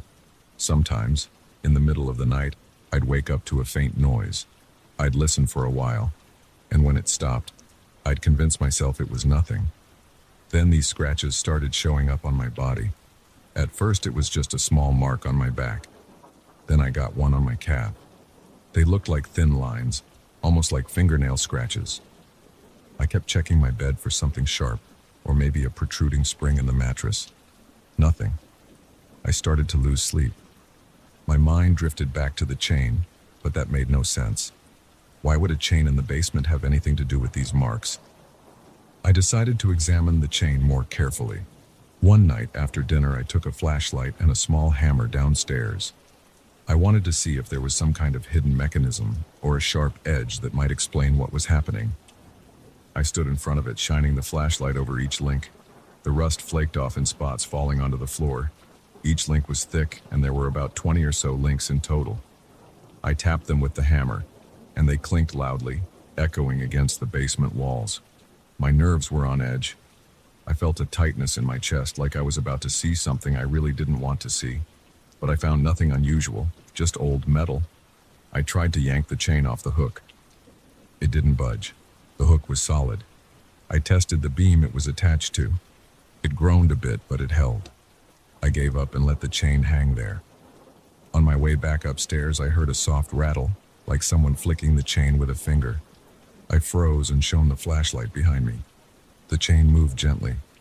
I couldn't see any reason for it. My heart pounded and my mouth went dry. I rushed upstairs, slammed the basement door, and locked it. That night, I slept with the bedroom door shut, feeling a tension in my chest every time I thought of that chain. The next morning, I found fresh scratches on my right shoulder. They weren't deep, but they stung. I looked around my room, checked the window, checked the sheets, checked the closets. I found nothing out of place. There's no attic access in here, and the doors were locked. I took a deep breath and tried to calm down. I told myself I was just stressed. I decided to stay away from the basement for a while. Maybe if I just ignored the chain, everything would go back to normal. Days went by, and I didn't go downstairs at all. I kept hearing occasional noises at night, that scraping or clinking sound. Sometimes it sounded like it was right beneath me. I got this idea in my head that the chain was moving across the floor. I pictured it slithering like a snake, link by link, but I tried to push that image out of my mind. It was too ridiculous, and I was too tired to deal with it. My work was suffering. I showed up to meetings with dark circles under my eyes. I made excuses to leave early, telling people I had a contractor coming by or some house emergency.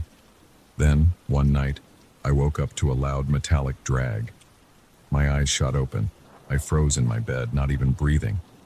The noise continued, a slow scrape along the floor, punctuated by the clatter of metal links moving. My heart pounded so hard I thought it would leap out of my chest. I sat up and turned on the bedside lamp. My bedroom door was closed. I reached for my phone, but I didn't even know who to call. The police? What would I say? There's a chain in my basement that's moving on its own? That sounded insane. I mustered the courage to open my bedroom door. The hallway light was off, so I flicked the switch on the wall. The corridor lit up. My breath caught in my throat. The chain was stretched along the floor, extending from the top of the basement stairs to about halfway down the hallway. It wasn't lying flat. It was more like it had been pulled taut toward my room. There was a small trail of rust flakes along the floorboards. My knees felt weak. I gripped the doorframe to steady myself. Then, all at once, the chain slid backward a few inches, scraping as it moved.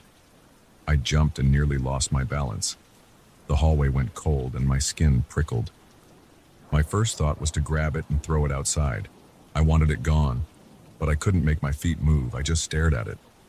My mind went blank. Then slowly, I forced myself to step forward. I inched toward it with my arms out, like I was trying to calm a wild animal. My hands shook. My breathing was shallow. When I got close enough, I reached down to pick it up. The metal links felt cold and rough. Rust smeared onto my palm. I tried to drag it toward the door, but the chain felt heavier than it should. It was like pulling dead weight. I managed to move it a few feet, then it jerked in my hands, almost like it had a spasm. I dropped it and stumbled backward. I swallowed hard, heart pounding. This wasn't normal.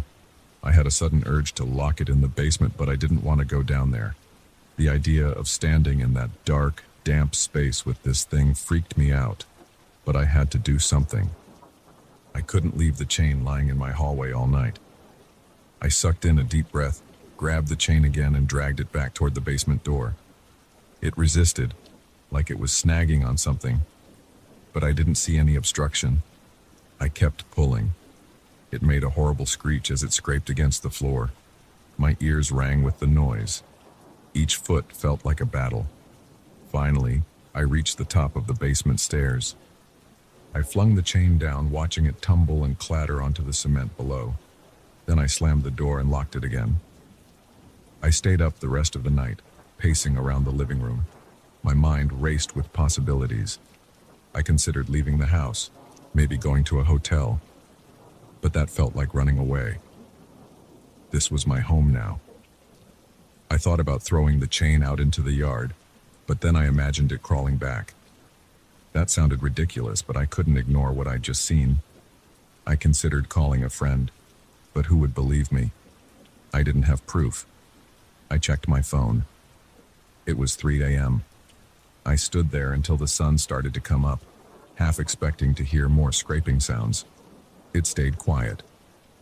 The next day, I went down to the basement again. I did it in broad daylight because I couldn't handle going down there in the dark anymore.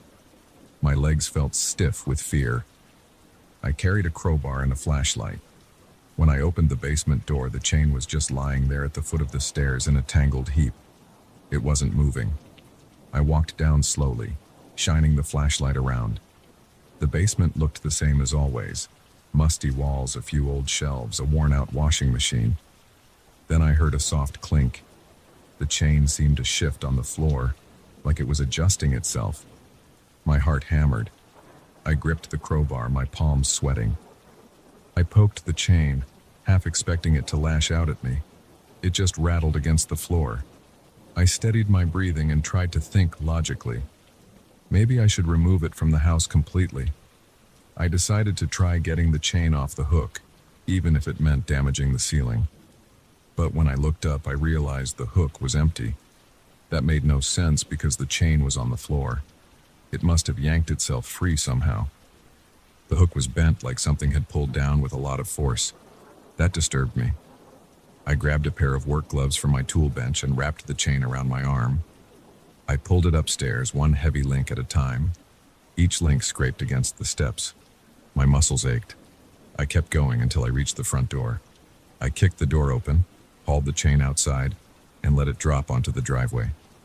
Rust chips scattered. I took a moment to catch my breath. My chest felt tight and my temples throbbed. I popped the trunk of my car, picked the chain up, and shoved it inside. I slammed the trunk shut. My hands were shaking. I got in my car and drove. I didn't know where I was heading. I wanted to get this thing away from my house. My heart pounded so loud that my ears buzzed. After driving for about 10 minutes, I found a public dumpster behind an old strip mall. I parked, opened the trunk, and tossed the chain into the dumpster. It landed with a heavy thud. I stared at it for a second, expecting it to move. It didn't. Relief flooded my chest, but I still felt a nagging sense of dread. I closed the trunk and drove home, trying to calm myself. That night I slept better. No scratching, no clinking sounds. My shoulders finally relaxed. In the morning I checked my body, and there were no new marks. I felt a weight lift from me. I got ready for work, ate breakfast without feeling nauseous, and left the house with a bit of hope. When I came back that evening, I immediately checked the basement. The hook was still bent. The basement was quiet. I breathed a long sigh of relief. I thought maybe it was over. But around midnight I heard a knocking at my door. It was slow and uneven, like someone trying to get my attention gently. I crept toward the door, my stomach twisting into knots. I peered through the peephole. No one was there. My heart pounded. I waited. The knocking continued. Then it stopped. I opened the door cautiously, flicking on the porch light. Nothing on the porch, no sign of anyone in the yard or on the street. But I spotted something at the bottom of the steps.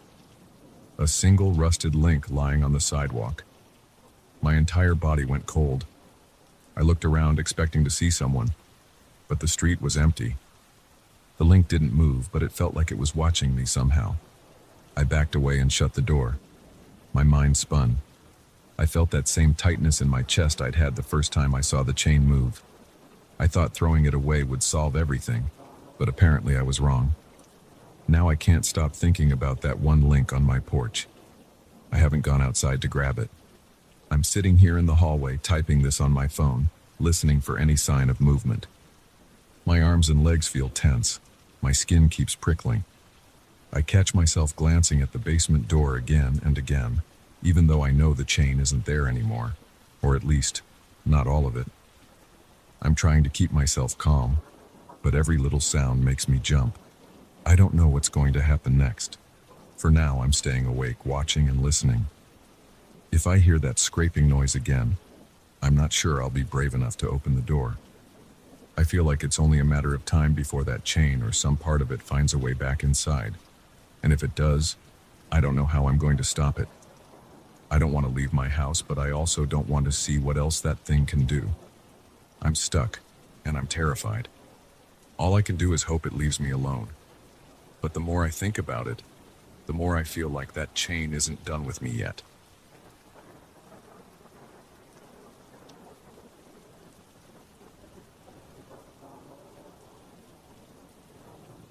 I never expected a single window to upend my life. When I first moved into this house, I loved the idea of a huge window in my living room. It brought in bright sunlight during the day. I could see the entire street outside, and the neighbors could look in if they passed by. But it felt open. It felt welcoming. Now that same window feels like a threat. I remember the first day I noticed something odd about it. I was heading to bed, so I walked over to close the curtains. I usually lock the window by flipping a small latch on the bottom. It's quick and simple. That night, though, after I locked it, I woke up around 3 in the morning to a loud banging noise. I sat up, heart pounding, and realized it was coming from the living room. The noise was like a strong wind whipping an unsecured window, but there hadn't been any wind in the weather forecast. I walked out to see what was going on. The curtains were swinging a bit and the window itself was open, smacking against the frame. I flipped the light switch. I could see nothing outside but darkness. No leaves were moving, and the branches of the tree in my front yard were still. I moved closer and checked the latch. It was turned to the locked position, but the window was definitely open. I frowned, closed it all the way, pushed the latch in, and made sure it caught. Then I pulled on it a couple of times. It didn't budge. Satisfied, I went back to my room, more annoyed than scared. I figured maybe I hadn't locked it fully before. The next night, I went through the same routine. I checked the weather, saw no real wind or storm coming, and locked the window before bed. I gave it a tug for good measure. It stayed put. Sometime later, I was in a deep sleep when I heard the same banging. A dull, repetitive thud. My eyes shot open, my stomach tightened, and I felt a tingling in my limbs. I grabbed my phone to see the time, around 2:30 in the morning. I crept out to the living room. Again, the window was open and the curtains were swaying. The night outside looked calm. No strong breeze, yet the window hammered against the frame. I flipped on the lamp, cursing under my breath, and closed it. I tested the latch once more. This time, I examined every corner of it. There was no crack or damage I could see.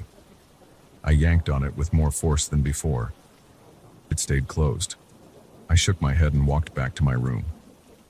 I told myself it had to be something mechanical. Maybe the latch was old or loose. It was an older house after all. During the daytime, I tried to investigate. I looked for any gaps or reasons the latch might slip. The metal parts looked worn but functional. I tightened the screws. I sprayed a bit of lubricant to make sure nothing was stuck. Then I locked and unlocked it repeatedly, each time pulling on the window. It didn't move. Everything seemed fine. So I waited. That night, I closed the window as usual. Then I pulled a small chair over and sat in the dark, facing the window, determined to see if it moved on its own. An hour passed. I got bored. The house was silent except for the hum of the refrigerator. My back started to ache from sitting still. I got up to stretch and heard nothing unusual. I felt a creeping sense of unease, but I tried to push it away. Eventually, I decided to go to bed. Nothing had happened while I was there, so I figured the latch was fixed now.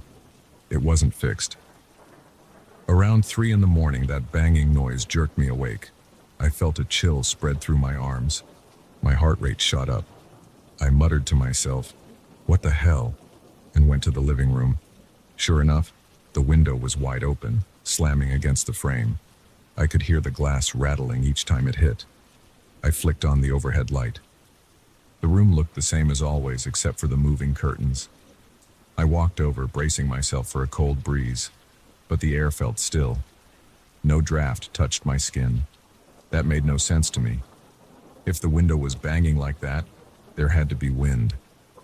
My hands trembled a bit as I grabbed the window's edge. My palm felt the smooth glass. I shut it firmly. Then I heard a small scraping sound from behind me. I spun around, but there was only the couch, the coffee table, and the TV stand. My eyes darted around the space, searching for any movement. Nothing. Stillness. I stood there for a few minutes, breathing fast, waiting. The house felt too quiet. I decided to stay in the living room for the rest of the night. I turned on the TV at low volume. Maybe I could keep an eye on the window. But nothing else happened until sunrise. When the morning light filled the room, I felt less anxious. I checked the latch again. It was still locked. That's when I realized something else. The latch was locked, but the window was obviously open before. That's not normal. That's not just a worn-out mechanism. I felt a lump in my throat. I tried to ignore any supernatural explanation. I told myself I was tired and missing something obvious. Maybe the latch was slipping back into the locked position after the window came open. I'm not a handyman, so I wasn't sure if that was possible. The next few nights were the same. Every time I locked the window before bed, it somehow opened in the early hours. Each time the banging woke me. Each time I'd find the latch in the locked position when I went to close it. My frustration grew, along with a prickling fear I didn't want to admit. I called a local handyman to come check it out. He arrived in the afternoon, fiddled with the window, tested the latch, replaced a small piece of hardware, and told me it should be fine. He didn't see any other issues. I felt relieved for a moment because maybe that would be enough. But it wasn't. The same night, the banging started around 2 in the morning again. By now, I was more alert when I woke up. My chest felt tight, and beads of sweat rolled down my forehead. I marched straight to the living room and grabbed the window. As I shut it, I caught a glimpse of something in the reflection. It was a shadowy form standing behind me. I froze. My skin broke into goosebumps. My scalp felt cold. I felt my chest clench and my breathing speed up. My heart pounded so loudly it drowned out any other sound. For a second, I didn't even move. I stared at that reflection, trying to make out details. It was dark, shapeless, a kind of tall, featureless figure. I spun around so fast I almost lost my balance, but when I looked behind me, there was nothing. Just the room. My body trembled, and a wave of nausea filled my stomach. I muttered, "This can't be real." But I knew what I saw, or at least thought I saw. I slept with the lights on that night. I couldn't relax. Every little creak of the house made me jump. My mind raced with questions. Did I actually see something? Could it have been a reflection of my own shadow somehow? Maybe a trick of the light? But it looked distinct. It looked separate from me, and it was definitely behind me. I thought about calling a friend or a neighbor, but it was late, and I felt embarrassed. I tried to calm myself by lying in bed, listening to some soft music on my phone. I eventually drifted off, though I didn't sleep well. The next day, I woke up tired and stressed. I considered boarding up the window just to keep it shut, but that sounded excessive. Instead, I went to the hardware store and picked out the heaviest duty lock I could find. I also grabbed new weather stripping, thinking maybe a better seal would help. I spent an hour installing everything. Then I tested it again and again. No movement. It seemed secure. As a final measure, I taped the edges with duct tape, just to be sure. It wasn't pretty, but I didn't care about that. I wanted peace at night. That evening, I made dinner and tried to distract myself with TV. The living room felt tense, though. Every time I glanced at the window, I remembered that figure in the glass. My shoulders felt stiff. My stomach felt uneasy. I told myself it was just an overactive imagination. Sometimes the mind can play tricks. Maybe I was half asleep. Maybe the reflection of the lamp or the TV made me think I saw a shadow, but I couldn't fully convince myself. At around midnight, I went to bed. I managed to doze off by about 1. Just after 2, I woke up with my ears ringing. My heartbeat pulsed in my head. For a moment, I thought I heard a faint tapping. I sat up and listened. The house was silent. I flicked on the lamp by my bedside. The tapping stopped.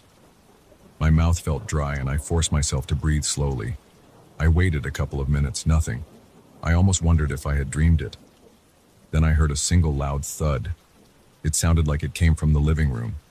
I felt a burst of adrenaline, like my body went into fight or flight mode. My hands were clammy and my legs felt shaky. I slid out of bed, grabbed a flashlight. I'm not sure why I bothered, since the living room lights worked fine, and crept down the hallway.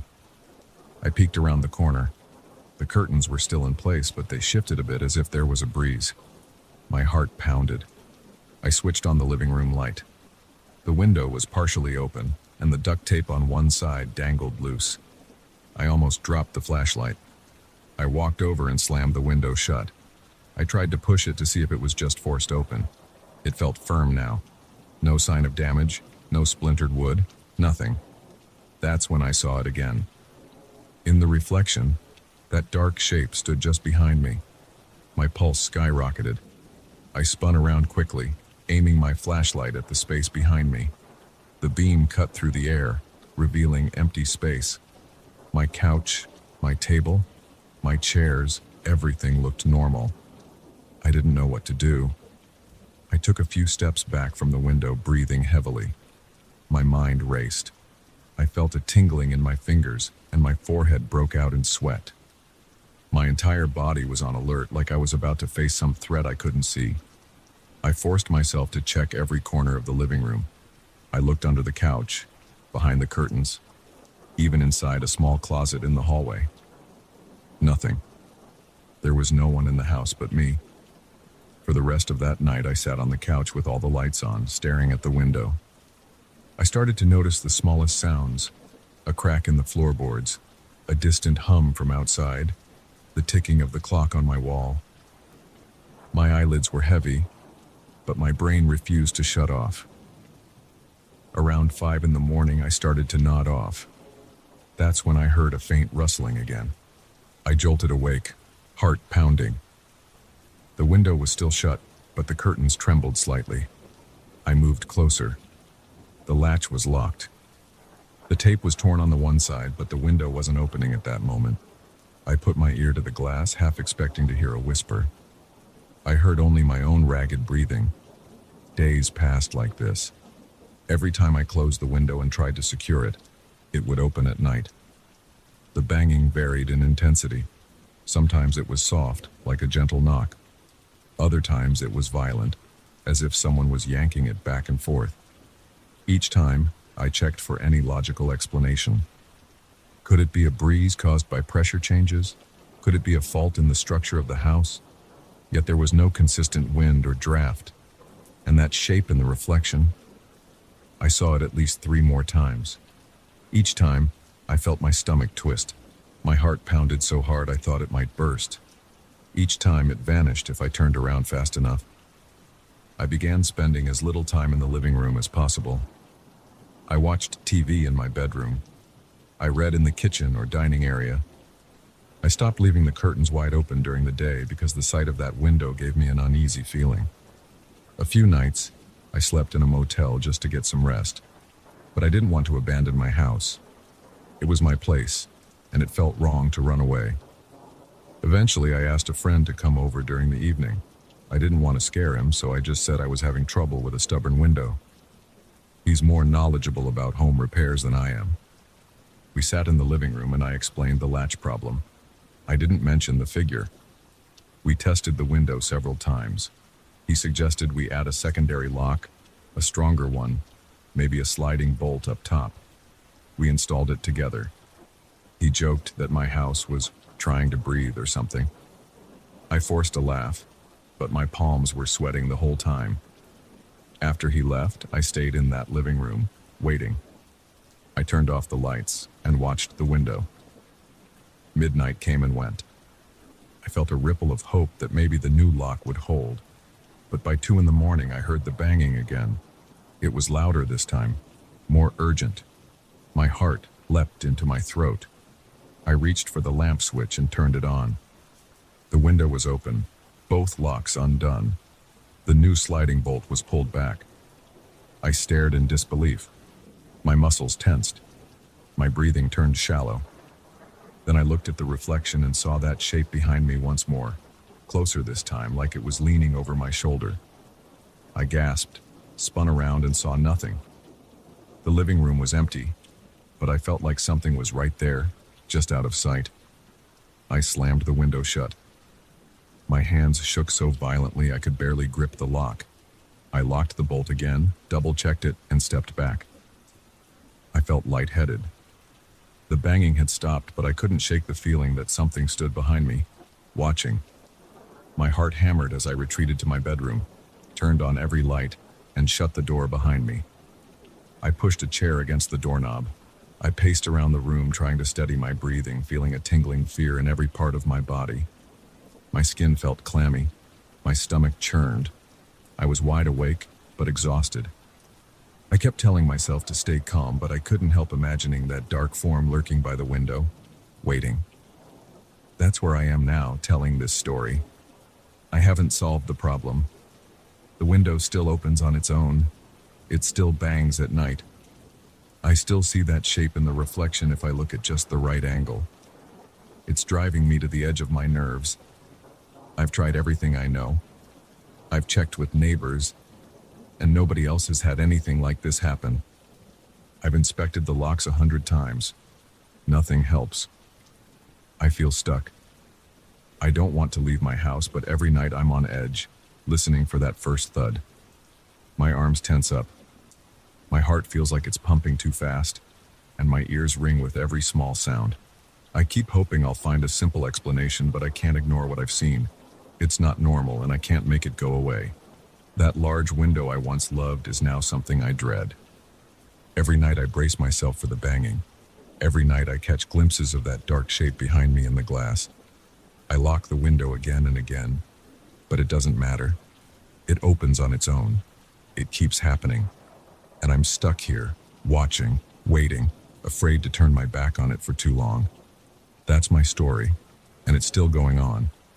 I've tried not to think about what it all means. All I know is that it's real, and I can't make it stop.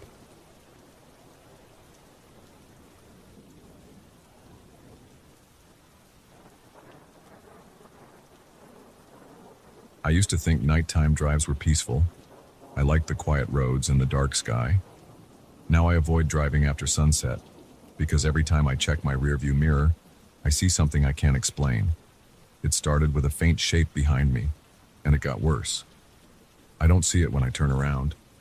I don't hear any voice, but I feel that thing watching me, and I hate it. My name is Mark, and I drive a lot for work. I'm a sales rep for an industrial supply company. I cover multiple states, so I spend most of my week on highways and back roads. I drive a reliable car with good mileage, and until a few months ago, I enjoyed the freedom. I'd push through the night, listening to the radio or sipping on coffee. I liked the open road. I never worried about weird stuff until that first night I saw the silhouette. I was on a stretch of highway in the middle of nowhere. The clock on my dash read 10:47 p.m. I remember that clearly because I glanced at it right before I noticed the shape. My overhead light was off, and the only illumination came from the dashboard and the occasional headlight of an oncoming vehicle. I was a bit tired, but not exhausted. I had the radio turned low. I was thinking about my next day's schedule when my eyes drifted to the rearview mirror.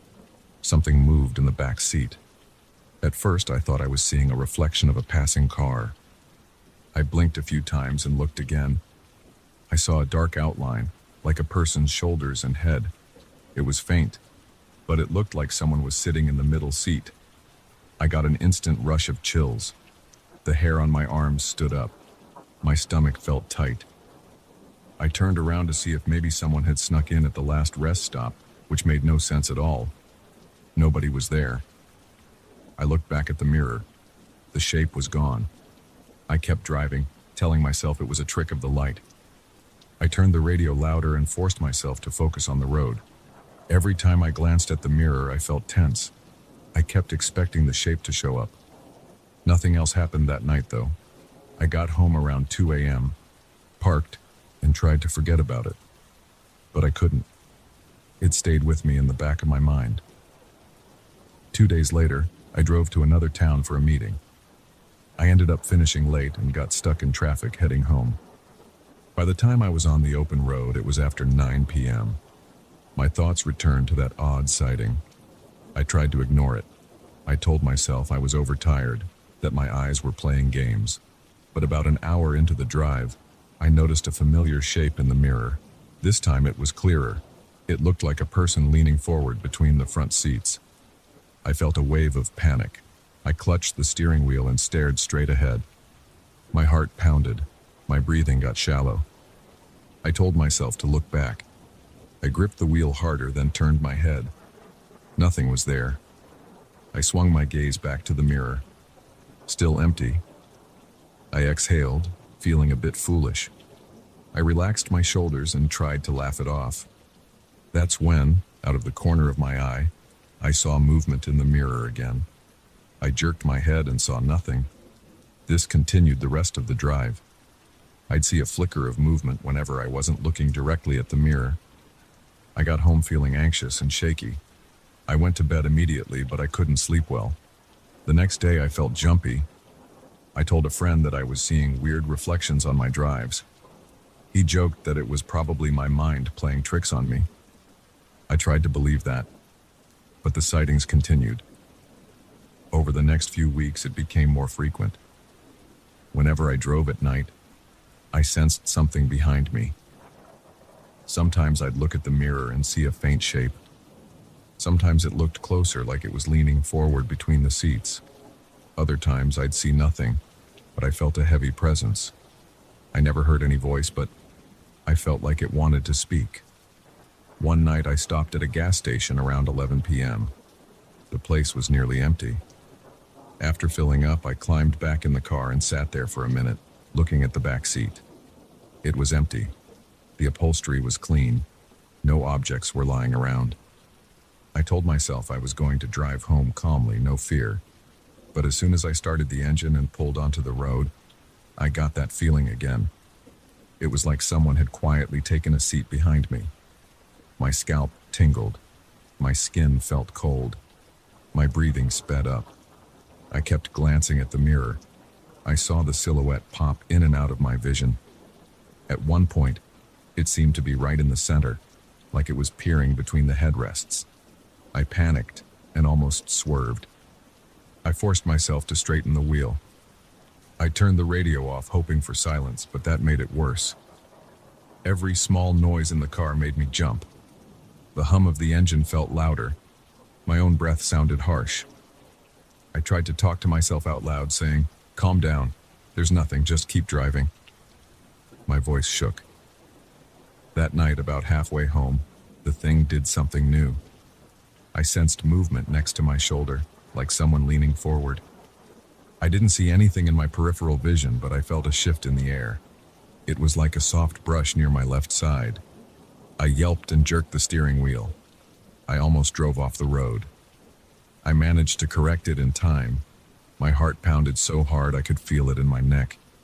A few seconds later, I smelled something. It was like old leather or damp fabric.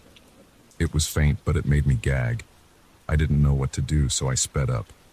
I just wanted to get home. When I finally pulled into my driveway, I jumped out of the car and slammed the door. My body was shaking. I stood there in the dark, staring at the back seat through the window. Nothing moved. It was empty and silent.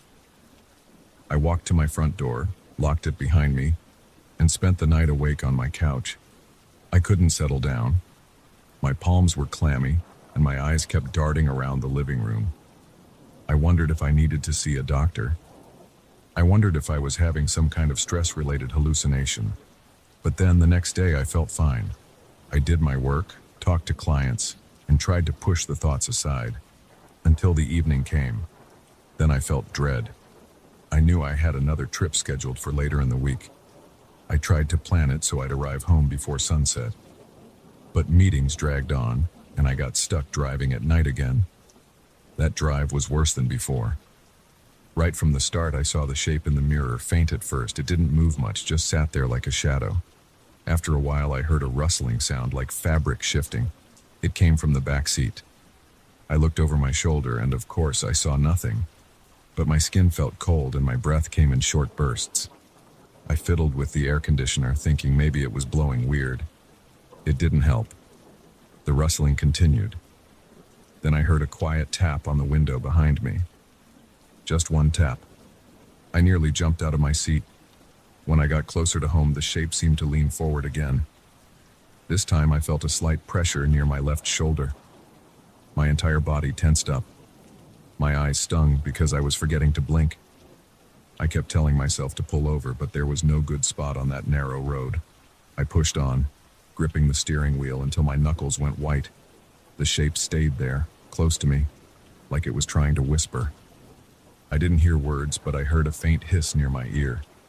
I felt the warmth of my own breath bouncing off the window. It made me shudder. I parked on the street when I finally got home. I was too afraid to open the back door and check. I just locked the car and ran inside. That night, I tried to watch TV to calm down, but every time I heard a noise outside, I jumped. When I finally fell asleep, I had restless dreams. I woke up feeling drained. I called my boss and asked if there was a way to cut back on the late drives. He said no. My job requires travel, and sometimes it's late. I tried to start my days earlier so I could finish before dark, but it didn't always work out. Over time, I developed a habit of constantly checking the sky. If the sun started setting, I felt that swirl of panic in my stomach. My coworkers asked if I was okay. I said I was just tired. I didn't want to tell them about the silhouette because it sounded crazy. But the sightings kept happening. Almost every night drive, I'd see that shape in the back seat. Sometimes it just sat there. Other times it would lean forward. A few times I felt something near my ear, like a breath or a whisper. I never understood what it wanted. I never heard a voice clearly, just quiet hisses or faint rustling. I started playing loud music to drown it out. I tried opening all the windows, hoping the airflow would break the feeling. It never helped for long. Sometimes I turned on the overhead light, but it only made me more nervous, because I'd be staring at the back seat, waiting for that shape to appear in the light. It never did. It only showed up in darkness or in low light. One night I tried driving with the dome light on the whole time. I thought it would stop. It didn't. I glanced at the mirror and saw the outline anyway. I began checking the car during the day, looking for signs of a problem. Maybe I had a reflection from something stuck under a seat. But there was nothing. My seats were clean, and I had no shiny objects in the back. I considered going to an eye doctor. But I saw everything else perfectly. My vision was normal except for this one disturbing phenomenon. Weeks turned into months. I grew more and more anxious. Every time I had to drive late, my shoulders felt tense. My palms got sweaty the moment the sun dipped below the horizon. I avoided rest stops because I was afraid to return to the car. I forced myself to keep going, but my nerves were shot. I had trouble sleeping. I jumped at small noises in my house. I hated feeling so powerless. I tried talking out loud during drives, telling the silhouette to leave me alone. It never answered. It never disappeared for good either. Then one weekend, I had a longer trip that required driving through the night to get to a conference by morning. I couldn't get out of it. I set off around 6 p.m., hoping to cover as many miles as possible before dark. That evening, the roads were busy for a while. I didn't notice anything for the first hour or two, but once the traffic thinned out and the sky turned black, that old feeling crept in. I looked at the mirror. There it was, barely visible. My heart raced. I told myself to pull over at the next exit and get a coffee. I did, but it didn't help. Back on the highway, the shape returned. My muscles ached from how tightly I was gripping the wheel. Around midnight, I felt something move behind me, like a slight shift in weight on the seat. I caught a glimpse of a hand, just the outline on the edge of the back seat. I gasped. I jerked my head around, but I only saw empty seats. The night seemed quiet, but in my mind, it was chaotic. I felt like I was losing control. My breath came in quick bursts. My chest felt tight. I had to tell myself over and over, just get through it. Just get to the hotel. An hour later, I felt the presence leaning closer than ever. I thought I might feel a touch on my shoulder. I braced myself and my skin crawled. My mind raced with possible explanations. None of it made sense. I realized my shirt was damp from sweat. The seatbelt felt like it was strangling me, but I didn't dare release it. I kept my eyes on the road. I tried not to blink. I was scared that if I looked away, it would do something worse. I started whispering, "Go away," over and over.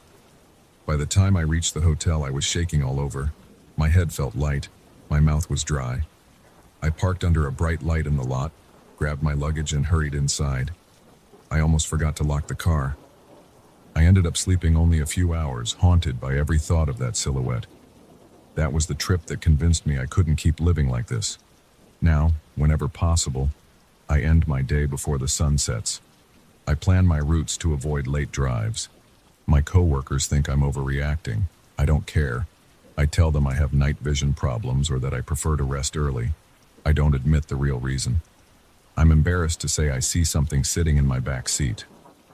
It sounds ridiculous, but I know what I've seen. I can't deny how it makes me feel. There's no doubt in my mind that something sits there, staring at me, no matter how impossible it seems. These days, I keep my drives short at night.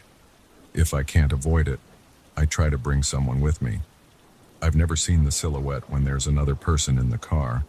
It only shows up when I'm alone. That detail makes me even more uneasy. I don't know what it is or why it appears. I just know I can't handle it alone anymore. I feel like my nerves are shot and my patience is gone. I can't sleep well after any night drive. Even writing this, I feel a knot in my stomach. The memory of that shape, leaning close to my shoulder, makes me shiver. I've changed my schedule and I refuse any work trips that involve late night driving. It's hurting my career, but I can't do those hours anymore. People have asked me why I'm suddenly so strict about my schedule. I make up excuses about personal obligations. The truth is, I don't want to be trapped in the car with that thing ever again.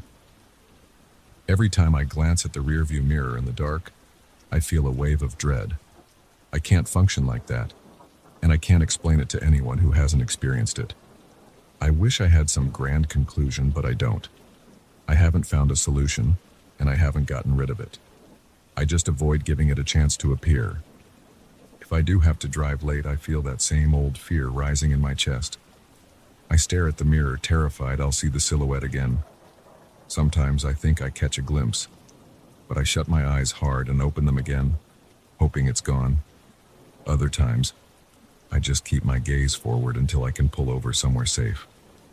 Then I sit there, breathing fast, waiting for my heart to stop racing. That's my story. It might sound insane or superstitious, but that's exactly what's been happening to me. I see a shape in my back seat at night. It only appears when I'm alone. It sometimes leans close to me like it wants to whisper something. I never hear clear words, just the faint suggestion of breath on my ear. And that's enough to make me avoid nighttime driving for good.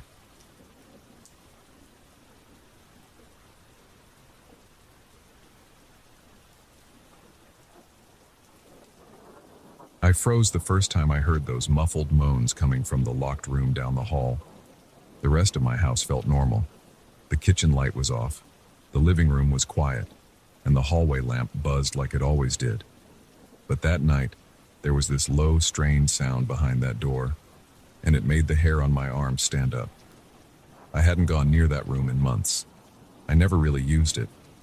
I just kept it locked and ignored it. But those sounds put me on edge, so I grabbed my keys and went to check. That was the night I found the chair in the middle of the room, even though I was sure I had never brought any furniture in there. Now I can't walk past that door without feeling a chill under my skin. Sometimes the chair faces the door directly, as if someone was sitting there waiting for me. I want to explain how everything happened step by step so it's clear why I'm this jumpy. I bought this house a few years ago. It has 2 bedrooms, a decent kitchen, and a small living room. I work from home sometimes, so I thought I should have a designated office. But when I moved in, I never felt like setting it up. Something about the atmosphere in that room turned me off. The walls were plain white. The floor had cheap tiles, and there was a single window facing the street. Every time I stepped inside, I felt colder. I would leave the door open at first, but I eventually started keeping it locked just because it felt pointless to go in there. I had a spare key in a kitchen drawer, and I never thought twice about it until that night.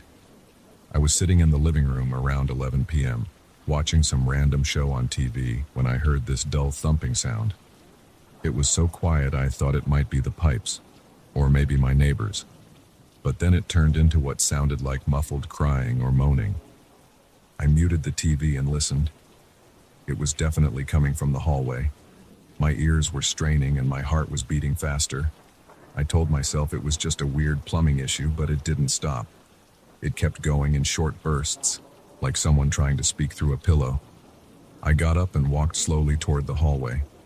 The door to that spare room was closed, the same as always. The moans got a bit louder when I stood in front of it. I felt this chill roll through my chest. I put my hand on the knob, but it was locked. That made me feel stupid for a second because, of course, I always kept it locked. I stood there, trying to decide if I was imagining all of it. Then I hurried back to the kitchen and dug through the drawer until I found the key. I went back to that door, took a breath, and slid the key into the lock. It turned smoothly. I could still hear those muffled sounds, faint and strained. When I opened the door, the lights were off and I couldn't see anything. It looked as empty as always, just a rectangle of darkness. But the moans stopped immediately, and my chest tightened. I felt for the light switch on the wall. It clicked, and the overhead light flickered to life. The room was empty except for a wooden chair right in the center. It was one of those standard chairs with 4 legs and a flat back. I knew for a fact I had never put a chair in there. I had no furniture in that room at all. Yet there it was. I stood there in the doorway, staring at that chair, waiting for something else to happen. My heart was thumping, and I was breathing hard. But the room was silent. No moans, no creaking, no footsteps. I stepped inside carefully, like I was afraid of disturbing whatever had been making that noise. The floor felt cold under my socks. I walked around the chair, trying to see if there was something on it or around it that explained anything. It looked ordinary. A few scratches on the seat, some worn edges, nothing special. I touched the back of it and felt the wood. It was smooth but cold. I glanced at the window. It was locked from the inside. The entire room was locked from the outside. Nobody could have just walked in here and placed a chair. That didn't make sense. But I also knew I hadn't put it there. I felt a surge of confusion and fear. My stomach twisted. I backed out of the room, still facing that chair. Then I switched off the light and shut the door.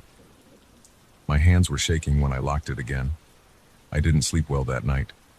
I kept thinking about that chair. I kept thinking I might hear more sounds, but the house stayed quiet. The next morning I tried to shrug it off. I told myself maybe I'd forgotten putting the chair there at some random point. I felt silly and tried to put it out of my mind, but I couldn't. A couple of days went by. I didn't hear anything else at night, but whenever I walked past that door, I felt the temperature drop. The hallway was usually a bit warm, because the sun hits that part of the house in the afternoons. But when I got near the spare room, it felt like stepping into an air-conditioned building. My arms would prickle with goosebumps, and I'd walk away as fast as I could. Then one morning I was heading out to run errands. As I passed the door, I had this urge to check on the chair. I stood there with my keys in hand, heart pounding, not sure if I really wanted to open that door again. I told myself I needed to see if the chair was still there or if my mind had been playing tricks. So I unlocked the door, swung it open, and turned on the light. The chair was there, but it was slightly angled, like it had been turned toward the doorway. It wasn't pointing straight ahead like the last time I saw it. The difference was subtle, but it was definitely pointed at me. I shut the door and left the house. My hands were shaking as I locked the front door. My mind raced with explanations that didn't make sense. Maybe the chair wasn't aligned before and I just never noticed. But I knew what I saw. It felt like something or someone had moved it, like someone had sat there facing the door. I drove around, ran my errands, and tried not to think about it. But whenever I recalled that image, my neck felt tight. Later that day, I came back and forced myself to look again. It was around 3 p.m., and sunlight was coming in through the window in the living room. I felt braver during the daytime. I walked to the spare room door, unlocked it, and flicked on the overhead light. The chair was still in the middle of the room, still angled toward the door. Nothing else was unusual. The window was locked. The corners were empty. No footprints or scuff marks on the floor. Everything else looked pristine, but I couldn't shake the feeling of being watched. The hairs on my neck stood on end. My stomach churned. I locked the door again and went back to the living room, trying to calm down. I started to avoid that part of the house. I'd catch myself glancing at the door out of the corner of my eye like I was waiting for it to open on its own. At night, I made sure all the windows and doors were locked. Sometimes I'd still hear faint noises, but I told myself it was the old pipes or the wind outside. There were nights I got up to check the front door or the back window, just to make sure everything was secure. I didn't want to admit how rattled I was, but my body felt tense all the time. About a week later, something new happened. I was in bed trying to sleep when I heard a single thump in the hallway. It sounded like something had been dropped on the floor. My heart thumped in my chest and I rolled onto my side, staring at the bedroom door. I didn't want to get up, but I couldn't ignore it. I crept out of bed and into the hallway. The spare room door was still closed. I put my hand on the knob. It was cold, colder than the rest of the hallway. I turned the knob and it clicked. The door was locked, just like I'd left it. I leaned my ear against it. I didn't hear anything. No moans, no thumps, nothing. Eventually, I went back to bed, but my head kept spinning. The next morning, I decided to call a friend of mine who's practical and level-headed. I told him I was hearing noises and that there was a random chair in my spare room that I didn't remember putting there. He laughed and said I was probably overthinking it. I asked him to come over and see for himself. He arrived that afternoon. I led him straight to the door and unlocked it. The chair was there, but now it looked like it was back to its original position. He stood in the doorway with his arms crossed, eyebrows raised. He walked around the chair, glanced at the window, knocked on the walls, even sat on the chair for a moment. He didn't see anything odd. He said, "Dude, it's just a chair. Maybe the previous owner left it. You probably forgot." I felt frustrated because I knew something else was going on, but I didn't argue with him. I let him have his look, and then we left the room. He stayed for a beer and we talked about other things. He left around dusk, and I was alone again. I felt somewhat calmer after his visit, but that calm went away as soon as I passed by that door at night. I still felt a rush of cold air. I tried to ignore it. A few days later, I went to the door again, feeling annoyed and tired of being scared. I turned the key in the lock, but it resisted at first. That was strange because the lock was usually smooth. I finally got it open, flicked the switch, and saw that the chair was facing the wall, not the door. It was turned completely around. That made my skin crawl. The air smelled stale, and I felt a prickling sensation on the back of my neck. I walked in, touched the chair, and tried to move it back to the center. My hands were sweaty. The moment I placed my hands on it, I felt a jolt of cold, like the wood had been sitting in a freezer. I pulled back for a second, then forced myself to grab it again and move it. I dragged it closer to the window just to see if that would change anything. I left the room, locked the door, and paced around my living room. My heart was racing, and my mind was jumbled. I felt anger mixed with fear. I wanted to know if someone was sneaking into my house. I checked every window, every door, every possible entrance, all locked. I even climbed into the attic. It was dusty and empty. No one was hiding up there. I went back downstairs. Everything felt normal except that spare room. That night, I decided to sit in the hallway for a while, just to see if I heard anything. I sat on the floor outside the spare room door, with the hallway light off, and listened. My back got stiff and my legs got cramped, but I stayed there, staring at the faint outline of the door. The house was silent except for the hum of the fridge in the kitchen. I lasted about an hour before I gave up. Nothing happened while I was there. But the moment I stood up to leave, I thought I heard a soft scrape on the other side of the door, like the legs of the chair moving. I froze, my hand on the wall for balance. My breath felt short. I thought about unlocking the door to check, but I couldn't bring myself to do it. Instead, I went to my bedroom, closed the door, and got into bed, heart pounding. Over the next week, I avoided opening that door. But every time I walked by, I felt that blast of cold air, and it made my skin break out in goosebumps. I had trouble concentrating on work. My phone calls with friends sounded forced because I didn't want to share what was going on, and I couldn't think of anything else. I started having weird dreams about sitting in that chair in a dark room, staring at my own bedroom door. I'd wake up covered in sweat, and I'd check my clock to see it was always around 3 a.m. Finally, one morning, I got fed up and decided I would open that door in full daylight, move the chair out of the room, and see if anything changed. I marched over with a sense of determination.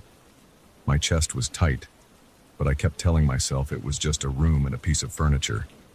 I unlocked the door. The light flicked on. The chair was facing the door again, but closer than before. It felt like it had been inched forward. The distance between the chair and the doorway was smaller. I stood there, my hand gripping the doorknob. My arms felt heavy. My eyes teared up from a mix of nerves and frustration. I forced myself to walk up to the chair. I grabbed it by the top rail and pulled it toward the hallway. It made this scraping sound that echoed in the empty room. My heart was hammering. I dragged it out into the hallway. Then I leaned it against the wall in the corridor. I stared at it for a moment, half expecting something to yank it back into the room. But nothing happened. I exhaled a long breath and looked back into the room. It was empty. No furniture, no boxes, no shadows that looked out of place. I left the door open and walked back toward the living room. I was about halfway there when I felt that cold blast again, except this time it washed over my back. I spun around. The door to the spare room had slammed shut on its own. I jumped. My hands shook. The chair was still in the hallway, so it wasn't that. I took a few steps toward the door, hand outstretched, but I couldn't bring myself to turn the knob again. My mouth was dry. My legs felt weak. That's how things have stayed. The chair is in the hallway right now, leaning against the wall. I haven't tried to open that door again. I still feel the cold whenever I pass by. Sometimes I swear I hear a muffled sound late at night, but I won't go check. The tension in my chest is there all the time. I keep replaying that moment when I found the chair in the dark, completely out of place in a locked room. I know I should just pack up my stuff and leave this house, but I also feel stuck here. It's my home, or at least it was supposed to be. I can't see behind that door without unlocking it again, but I'm not sure I want to. All I know is that the room was never right from the start. I keep telling myself it's just an empty space with a single window, nothing more. But the cold is real, the sounds are real, and the position of that chair always changed. I don't understand it, and I'm not sure I want to. For now, I'm going to stay out of there. I don't know if that will help, but it's the only thing I can bring myself to do. Maybe one day I'll work up the nerve to get rid of that door entirely. But for now, I avoid that part of the house, and I sleep with the lights on, just trying to keep calm until morning.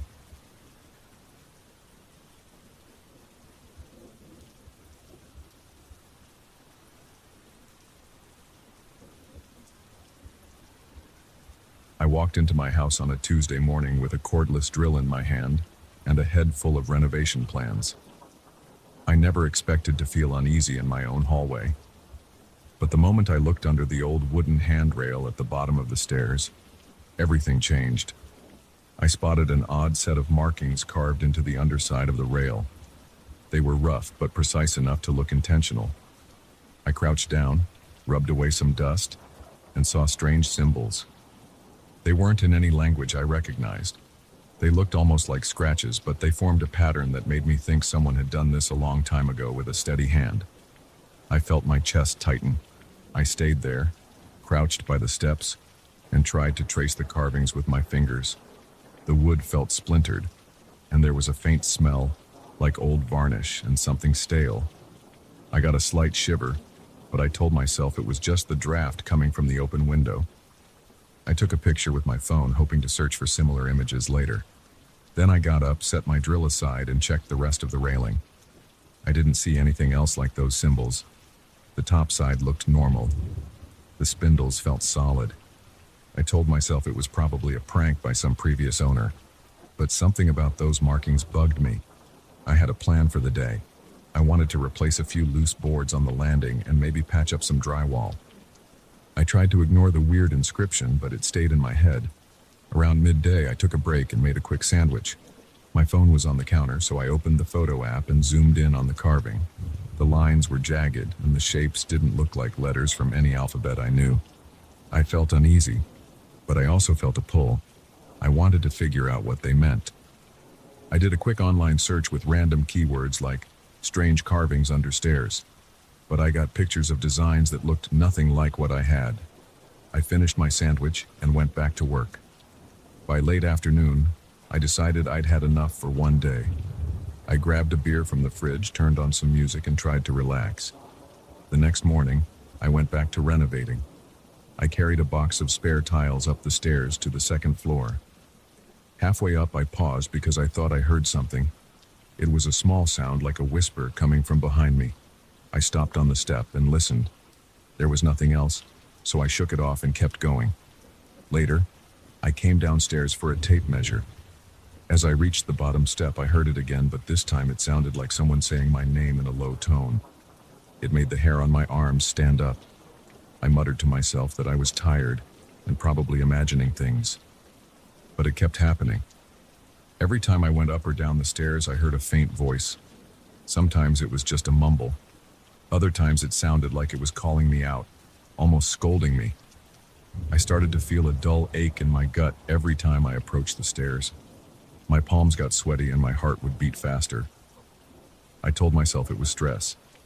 The renovation was taking a toll. Plus, I was probably just spooked by that weird inscription. But I couldn't shake the feeling that something was wrong with the stairs, or with the handrail itself. On Friday night, I was in the living room watching an old action movie. I paused it to grab some snacks from the kitchen. When I walked into the hallway, I felt a chill even though the heater was on. The stairs looked the same as always. Same old polished wood, same slight creaks when I took a step. But the hush in the hallway felt heavy. I tried to ignore it, but as I took the first step up, I heard a soft whisper. I couldn't make out words, but it sounded like a moan. I froze. I held my breath and listened. The faint voice repeated my name. It was distant, but it felt like it was coming from the wood itself. My heart pounded. I looked around the hallway. No one was there. I swallowed hard and forced myself up the stairs. Each step made a soft thud, and I got the feeling I was interrupting someone. My shoulders tightened. By the time I reached the top, I was breathing fast and my chest felt tight. I avoided the stairs for the rest of the night. I stayed in the living room until I got too tired.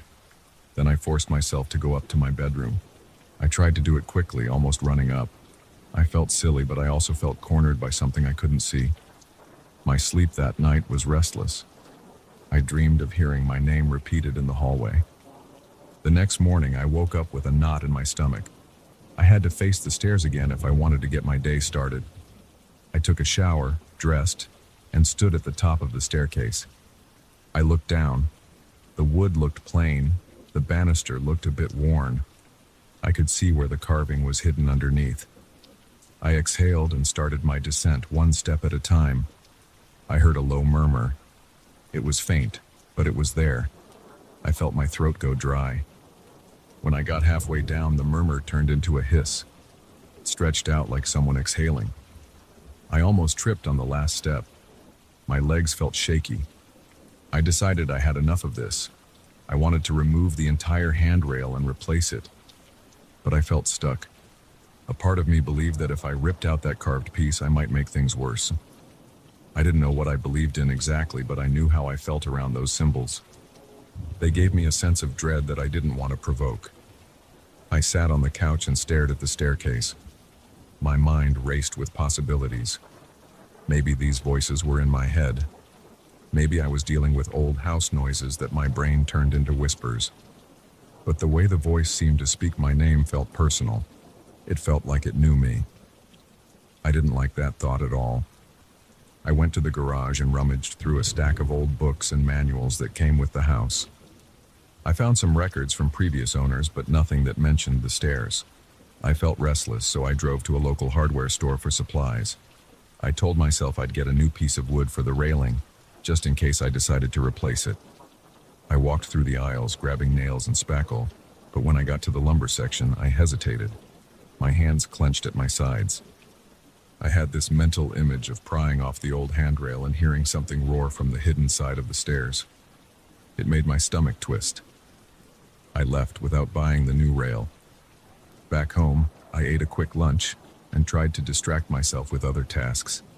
I patched some holes in the kitchen, replaced a leaky faucet, and swept up debris from the living room floor. But every time I passed the entrance to the hallway, my eyes darted to the stairs. I felt a dull pressure in my head, like I needed to keep watch. In the late afternoon, I couldn't avoid going upstairs. I needed some documents from my desk in the spare room. I approached the stairs slowly, holding onto the wall. I placed one foot on the first step, then another. My pulse was loud in my ears. About 3 steps up, I heard my name again, in a low, drawn-out tone. I stiffened. My skin prickled. I wanted to turn around, but I forced myself forward. My mouth felt dry and my tongue felt heavy. There was a slight vibration under my hand when I touched the banister. At the top, I hurried into the spare room and closed the door behind me. My heart was pounding, and my throat felt tight. I tried to calm myself by opening the window and letting in some fresh air. I collected the documents I needed, but I lingered in the room for a while, not wanting to face the stairs again. Eventually, the daylight started to fade and I had no choice but to head back down. When I opened the door, the hallway was quiet. The small overhead light cast shadows on the steps. I swallowed hard and started down. This time, the voice was louder, like a hushed growl. My name came out of it in a broken way. I felt the hair on the back of my neck stand up. I gripped the handrail to steady myself, but it felt cold even though the air in the house was warm. I made it to the bottom and darted into the living room. My legs felt weak. I set the documents on the coffee table and pressed my hands against my face. I stayed like that for a few minutes, just breathing. Then I looked at my phone, thinking I should call someone. But who would I call about this? Nobody I knew would understand. I decided to try something else. I grabbed a flashlight and a small chisel from the toolbox, and I went back to the stairs. I knelt at the bottom near the spot where I'd first seen the carving. I turned on the flashlight and aimed it at the inscriptions. I decided to test a corner of the carved wood to see if it would chip away easily.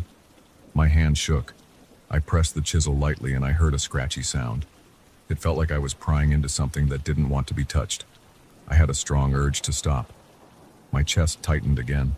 I left the chisel where it was and stepped back. I retreated to the kitchen and washed my hands. I felt uneasy, like I had almost crossed a line. My stomach rumbled, but I didn't feel hungry. I tried to drink some water, but it went down my throat like a rock. I closed my eyes and remembered the voice calling me by name. It sounded disapproving, like it was warning me, or accusing me. My breathing got shallow, and I had to focus on inhaling slowly. I grabbed a fold-up chair and placed it in the hallway, facing the stairs. I sat there with my elbows on my knees, watching the steps in silence. The house was quiet. I could hear the faint hum of the refrigerator in the kitchen and the occasional whoosh of a car passing outside. The hallway light flickered once, and my heart skipped a beat. I stayed there for maybe 30 minutes listening. I didn't hear the voice, but I felt a weird tension, like the air was denser. Eventually, I got up and went to the living room. I was exhausted. I turned on the TV, hoping to drown out my thoughts. I watched random shows until my eyes grew heavy. Around midnight, I forced myself upstairs to sleep. This time, the voice was quiet, but I felt like I was being watched. My skin tingled. I moved as fast as I could, almost stumbling onto the landing.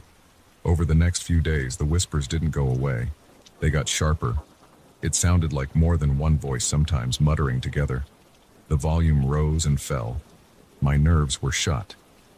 My back hurt from tension and I couldn't eat well. I kept picturing that inscription under the railing. I wanted to tear it out, but every time I thought about doing that, my gut twisted. The idea of possibly releasing whatever energy was trapped there felt worse than the current situation.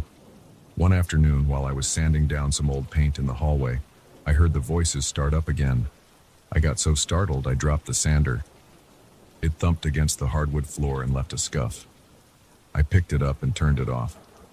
The voices kept going, but they were faint. I gritted my teeth, marched to the stairs, and placed my hand on the railing. The wood felt icy. I forced myself to slide my palm along the rail from bottom to top. I moved slowly. My chest felt like it was on fire. I heard hushed speech, like someone was chanting. I didn't recognize any words, but they sounded angry. I pulled my hand away when I reached the top. My entire arm was shaking. I went straight to my bedroom, locked the door, and sat on the bed. My eyes darted around the room. My breathing was fast. I told myself I needed help, but I didn't know what kind. A contractor wouldn't know what to do about voices. A friend would probably think I was losing my mind. I checked the time. It was barely past noon, but I felt drained. I lay down for a while, but I couldn't sleep. By the evening, I decided to call an old buddy of mine who was into weird artifacts and history. I just wanted to see if he'd ever heard of carvings like this. I sent him the photo I had taken and asked if he knew anything about it. He replied that he'd seen something kind of similar in an antique shop once, but he wasn't sure what it meant. I didn't mention the voices. I just said I was curious if it was some old family crest or code. When I got off the phone, I looked at the time. It was getting late. My stomach growled, so I went to the kitchen. I made a simple dinner and ate it quietly, thinking about the next day. I wondered if the voices would keep getting worse. I wondered if the carving might extend somewhere else under the stairs. Maybe it wrapped around somewhere I couldn't see. I felt restless, but also too scared to start ripping apart the wood. My hands shook when I lifted my fork. Now it's nighttime again. I'm standing in the hallway, staring at that old handrail. My body is tense. My heart is beating hard in my chest. I keep thinking about the chisel in the toolbox.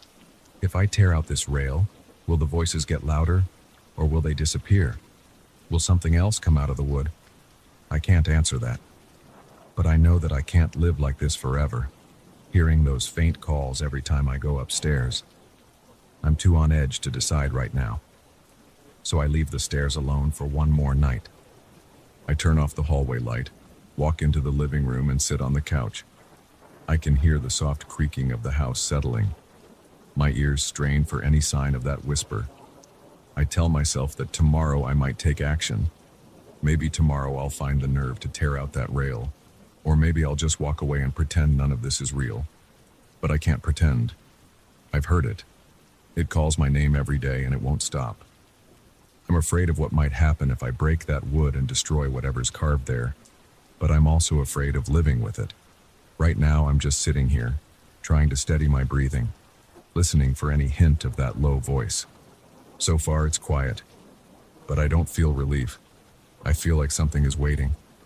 And I know that sooner or later, I have to make a choice.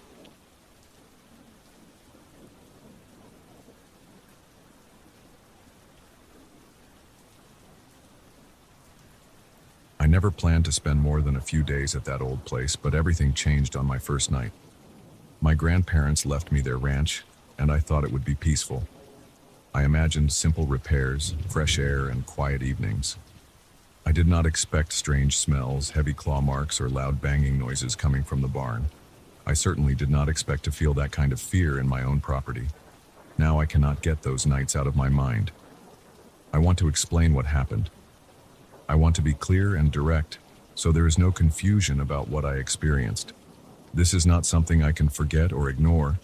It keeps me awake, replaying every detail in my head.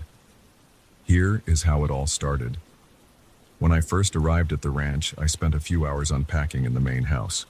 The place looked worn down. The paint on the outside walls peeled in long strips. The porch steps squeaked when I walked on them, and some boards felt unstable. I made a note to fix them soon. The living room had old furniture covered by dusty sheets. I removed them, opened the windows, and let in some fresh air. The place smelled like mold and stale wood. I coughed a few times because the dust filled my throat. After a while, I found a broom and started sweeping. It felt like a normal chore. I was tired but determined to make the place feel livable again. Around midday, I decided to check the barn at the far end of the property. My father always said the barn was older than the house. He claimed it was built by my great-grandfather for livestock, but it had not seen animals in a long time. The ground around the barn looked hard and cracked. Weeds pushed up through the dirt in patches, and the old barn door sagged on its hinges. I smelled something musty even before I opened the door. When I pushed it, the hinges groaned, and a sudden rush of stale air hit my face.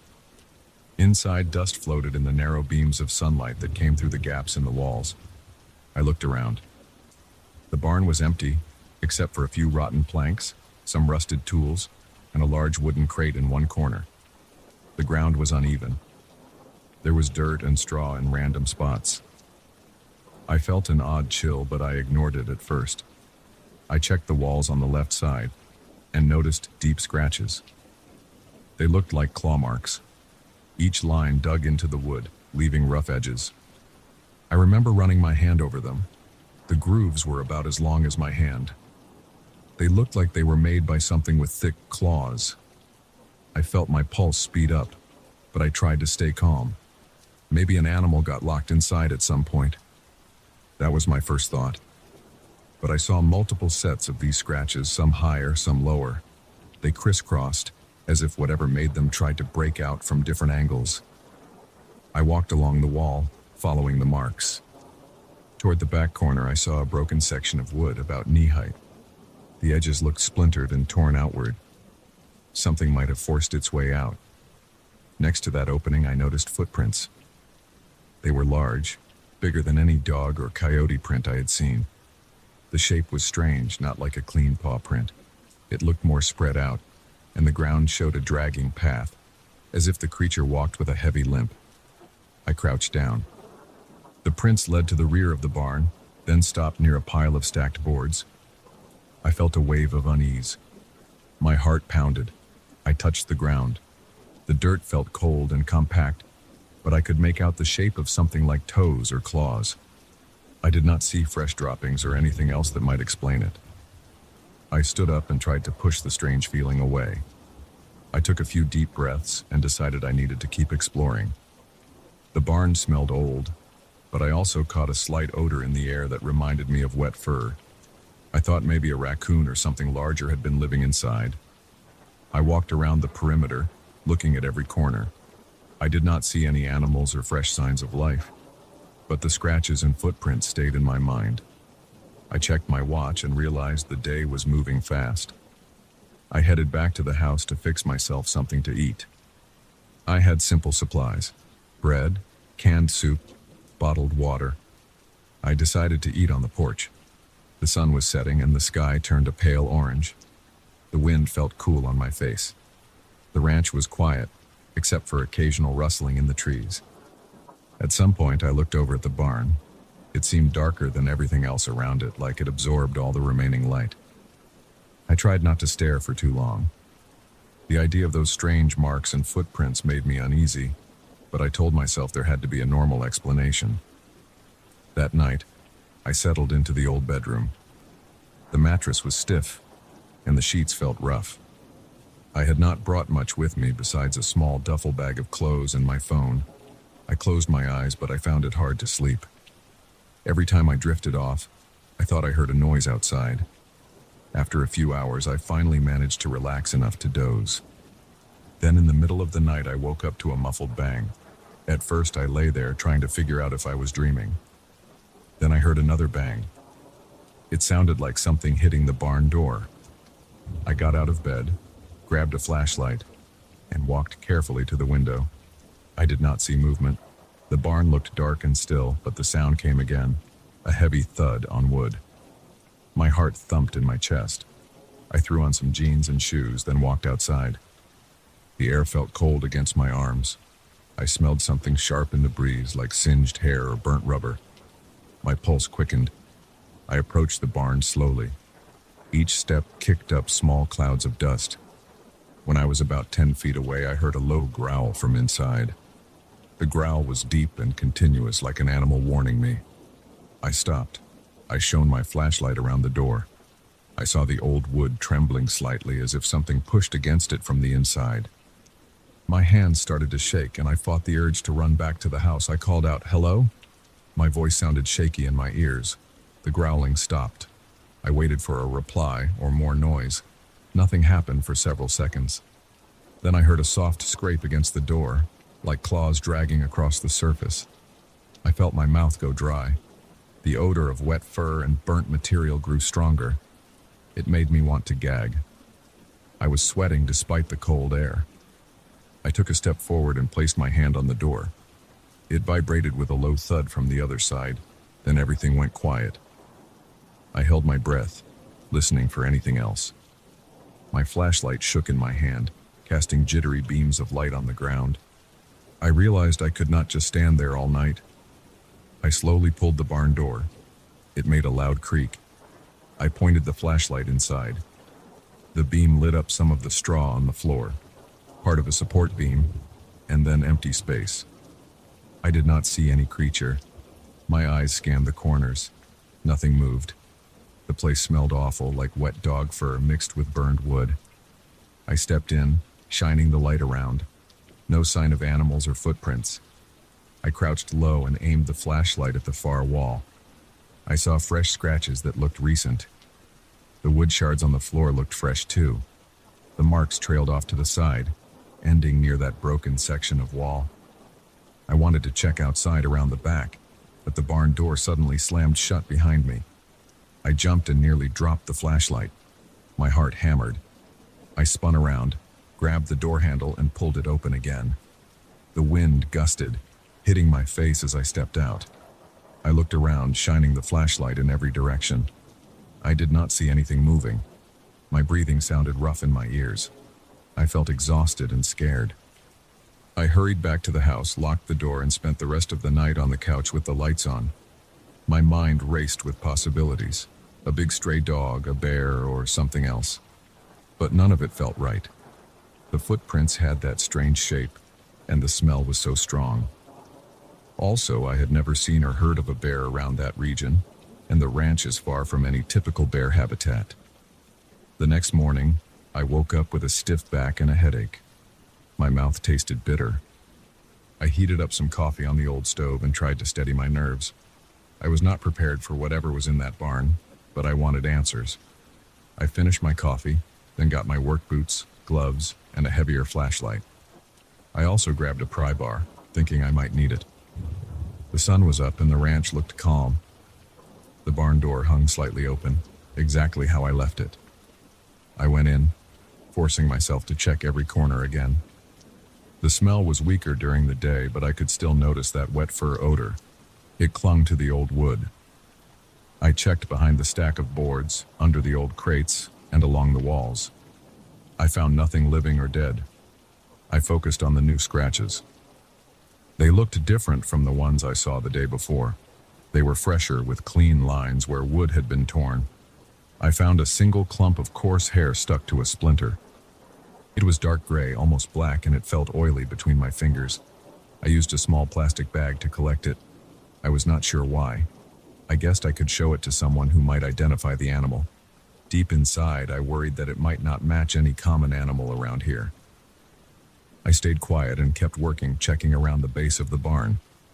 I found another set of footprints near the back entrance. They followed a short path toward a row of bushes, then vanished. I decided to clear out more debris, hoping to figure out if something had a hidden nest. Hours passed without any clear sign of a lair. Eventually, I stopped to eat lunch. I sat on an overturned bucket near the door, chewing on a sandwich I brought from the house. While I ate, I thought I heard a faint shuffle in the corner. I paused, holding my breath. When I stood up and looked, there was nothing there. Only dust in the air and old crates stacked in the corner. I got that uneasy feeling again. My stomach tensed and I felt goosebumps on my arms. I tried to keep calm. The second night came faster than I wanted. The sun dropped behind the hills, leaving long shadows across the dirt yard. I decided to stay outside for a while, watching the barn from a distance to see if anything approached. I stood near my truck, leaning against the side. I kept a flashlight in my hand and the pry bar within reach. Crickets chirped in the tall grass. A light breeze brushed against my face. After about an hour, I saw movement near the barn door. It was a quick blur. The door rattled once and then fell still. I walked closer, shining the flashlight, but I saw no shape. My heart pounded. I could not see any animal or person. I kept the light on the door for a full minute, waiting for more movement. Nothing else happened. I felt a cold sweat trickle down my back. I heard something rustle near the corner of the barn. I swung the flashlight over. The beam lit up the weeds and the old fence. Still no clear shape. Then I caught a glimpse of two eyes reflecting the light for half a second before they disappeared behind the fence. I froze. My breath caught in my throat. The eyes seemed spaced too far apart for a normal animal, but I was not sure. My hands shook and I tried to keep the flashlight steady. I did not hear footsteps, but I sensed something big moving in the dark. After that moment, the noise stopped again. I felt alone in the yard, but I knew that was not the case. Something was out there. I stayed up late, pacing between the barn and the house. I kept trying to get a glimpse to catch the creature in the open, but I never saw it clearly. Occasionally, I heard that low growl from inside the barn or behind it. Every time I got close, it vanished. The smell of wet fur would fill my nose, and sometimes I caught a whiff of something burnt, like scorched hair. My stomach turned each time. By the early hours of the morning, I was running on adrenaline. I wanted answers, but I also felt a growing desire to leave. Over the next few days, the pattern continued. I found fresh scratches, new footprints, and more clumps of dark, oily hair. The barn door had fresh dents, as if it was being slammed from the inside. Some mornings I discovered sections of wood that looked partially charred, like they had been exposed to a quick burst of heat. I considered calling animal control or a ranger, but I had no idea how to explain it. I also worried they would think I was losing it. I ended up boarding the barn door with extra planks and nails. That did not stop the nightly noises. The banging continued, and the growling echoed across the yard. I barely slept. My body felt weak from lack of rest, and I jumped at every small sound. By the end of the week, I was on edge. On my final night there, I decided I could not handle it anymore. I was in the living room, sitting in the old armchair with a lamp turned on. I heard the barn door shaking in the distance. I felt my heart rate spike. My hands felt clammy. I stood up, grabbed my flashlight and pry bar, and marched to the front porch. I felt a rush of anger and fear. I walked right up to the barn, ignoring my racing pulse. The door rattled from the inside. I banged on it with the pry bar. "I know you're in there," I yelled. My voice trembled, but I was desperate for an answer. I heard a sharp growl, deeper than before. It vibrated through the wood. My knees felt weak. The smell of wet fur hit me like a punch. I coughed and felt tears in my eyes from the intensity of it. Then everything went silent. I must have stood there for a minute, holding that pry bar, breathing hard. My eyes burned from lack of sleep. I felt my whole body trembling. The barn door did not move again. The silence felt heavy, as if the air itself was thick. I took a step back. I realized I could not fight this thing or chase it off. I felt my fear rise again. I decided to leave the boards in place, go inside, lock every door, and figure out my next move in the morning. I spent the rest of the night staring at the ceiling, hearing occasional knocks and growls. But I refused to go out again. My body was too tense and my nerves were shot. At sunrise, I packed my truck. I did not bother to finish all the repairs. I locked the house, checked the barn from a distance, and left the property. During the drive, I kept looking in the rearview mirror, half expecting to see something chasing me. I have not gone back since. I still own the place, but I cannot bring myself to spend another night there. I told a few friends about my experiences, but I kept the details vague. I do not need people thinking I am unstable. The truth is, I have no explanation for the deep scratches, the footprints, or the strange smells and sounds. All I know is that something out there does not want me in that barn. Whatever it is, I felt its presence every night. That is my account of what happened.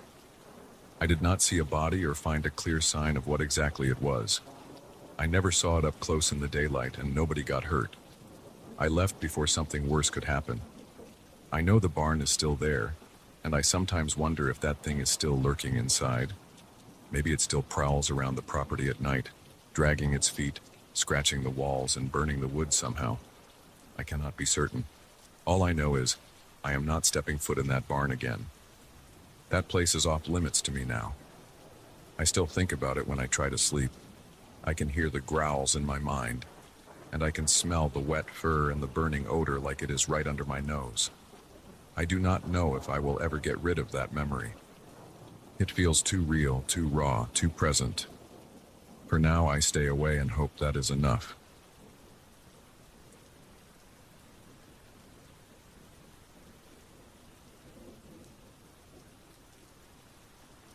I've always considered myself a practical guy. I don't jump at shadows, and I don't look for hidden meanings in everyday things. But right now, I can't ignore what's happening in my home office. There's an old armchair in there that belonged to my father. Lately, it's been making sounds like soft sighs whenever I sit down. It's not me. I know my own breathing. These sighs feel like they're coming from someone else who's sharing the seat with me. It sounds weird. It feels weirder. I've tried getting up fast, but I swear I feel hands holding me back for a moment. And that's not even the worst part. I left that armchair turned toward the wall one day, and when I came back, it was facing my desk again. No one else was in the house, and I can't find a rational explanation for how it moved. This is the story of what's been happening. I'm writing this down because I need to get it straight in my own mind. I figure if I list each thing that's happened, maybe I can find some pattern or explanation. Also, I want to see if putting it in plain words makes it all less strange. Right now, it feels like I'm stuck in some bizarre situation that I can't talk about without sounding crazy. But I'll start at the beginning, which was about a month ago. That armchair has always been in my life. It was in my dad's study when I was growing up. After he passed it down to me, I placed it in my own home office. At first, it just felt like a comfortable seat that reminded me of him. It's not in perfect shape. The leather is cracked, and the legs squeak if I rock back too far. I still love it because it's familiar and sturdy enough to hold my weight without too much complaining. For a long time, it was just a piece of furniture I used when I wanted to read or zone out after a long day. A month ago, I started noticing things. I was sitting in the armchair reading a collection of news articles when I heard a faint sigh. At first, I assumed it was me letting out a breath I didn't realize I was holding. But then I recognized something. The sound was different from my own exhale. I paused and waited. I focused on my breathing, took a small breath in, and then let it out as quietly as I could. My breath sounded normal. That other sigh had been softer, like a whisper. I told myself it might be the old leather shifting under my weight. Chairs make noises sometimes. I tried not to dwell on it, but I felt this creeping sensation in my spine, like someone was standing behind me. I leaned forward, placed my book on the desk, and listened carefully. Everything seemed quiet. I got up slowly, feeling the back of the chair with my hand to see if there was anything weird. It's just worn leather, no tears or hidden compartments. I circled the chair. Nothing looked out of place. I tried pressing down on the seat with my hand to see if I could reproduce that sighing sound. The seat made a normal creak, not a sigh. So, I told myself it was all in my head. I even laughed a bit. Then I went to the kitchen to get some water. A few days later, the sighs became more frequent. I'd sit down to read emails or type something, and after a few minutes I'd hear it. A soft, low, drawn-out exhale. Each time it felt like it came from behind me or inside the chair itself. Sometimes I felt the faintest vibration against my back, like there was a slight movement in the cushion. I tried shifting my position to see if maybe the frame was flexing, but it never matched my movements. The sighs seemed to have their own pattern, like they'd happen whether I was still or not. I started to get a bit uneasy. My office is a small space. There's my desk with a computer, some bookshelves, and that armchair near the corner. Light comes in through a single window on the side. Usually I enjoy the quiet in that room, but these sighs ruined the peace. I noticed I was tensing up whenever I sat down. I'd position myself on the edge of the armchair, ready to jump up if I heard anything. But that only made me feel more jumpy. One morning, I was determined to ignore the sounds. I sat down to go over some paperwork, telling myself the sighs were just the chair settling. Then I heard it louder than before. It wasn't just a brief noise. It was like a long, contented breath someone might make when they sink into a comfortable couch. I felt my skin prickle and I froze in place. I tried to get up immediately, but I couldn't move for half a second. It was like two hands were on my shoulders, pressing me down. My heart pounded. My arms felt cold. Then, just as quickly, it released me. I stood up fast, nearly stumbling over the footrest. There was no one there. The door was closed, and the window was shut. I looked around, expecting to see something, but it was just my office, the way it always is. That experience shook me up. I told myself to calm down. Maybe my muscles locked up for a second. That can happen if you're stressed or stiff. I tried to breathe normally, and then I paced around the room. But I couldn't stop thinking about that pressure on my shoulders. It felt so real. There was warmth to it, like actual hands. The feeling stayed in my head the rest of the day. Over the next couple of weeks, the incidents kept happening. Sometimes I'd be on the armchair for just a few minutes when I'd hear a sigh. Sometimes I'd try to stand and feel that push holding me down for a brief moment. I even tried to avoid the armchair, but I like having a seat in my office that isn't the desk chair. There's something about changing positions that helps me think. So I'd sit in it again, telling myself I was imagining things, and then I'd hear another sigh. It would vary between sounding tired, sad, or almost like relief. Each time I'd get that chill down my back. One day, I decided to test the situation. I turned the armchair around so it faced the wall. I wanted to see if maybe the angle or the air vents were creating some draft that caused these sounds. It didn't make much sense, but I needed to do something. I left the armchair like that for an hour while I went to the living room to make some phone calls and clear my head. When I returned to the office, the armchair was facing the desk again. It wasn't just slightly turned, it was back in the exact spot and angle it was originally. My heart started racing. I walked around the house, calling out to see if anyone had come inside. I checked the front door and back door. Both were locked. No one else has a key to my place. I even looked out the window to see if any neighbor had noticed something. Nothing. That's when I realized I was dealing with something I couldn't label as normal household noise or a trick of my imagination. I decided to write down every time something happened with the armchair. I started a small log on my phone, noting the date, time, and a short description. It happened more often than I realized. Almost every day, I heard sighs. A few times, I felt the invisible hands for a second. One afternoon, I found the armchair pulled a foot away from where I left it. I couldn't be sure if it had moved by itself or if I might have bumped it earlier without noticing. Still, I added it to my log. My stress level went up. I found myself dreading the moment I had to enter the office, but I didn't want to get rid of the armchair. It belonged to my father, and it was one of the few things that gave me a sense of continuity. It wasn't just a random item. It was part of my family's history, so I tried to handle it like a puzzle. I tried to see if there was anything physically broken. I flipped the chair over to check the legs. They were attached securely, nothing unusual. I turned it upside down to inspect the underside. The fabric there was a bit worn, but nothing strange. I didn't see any weird compartments, no evidence of rodents or anything that could cause weird noises. I even took a flashlight and looked inside.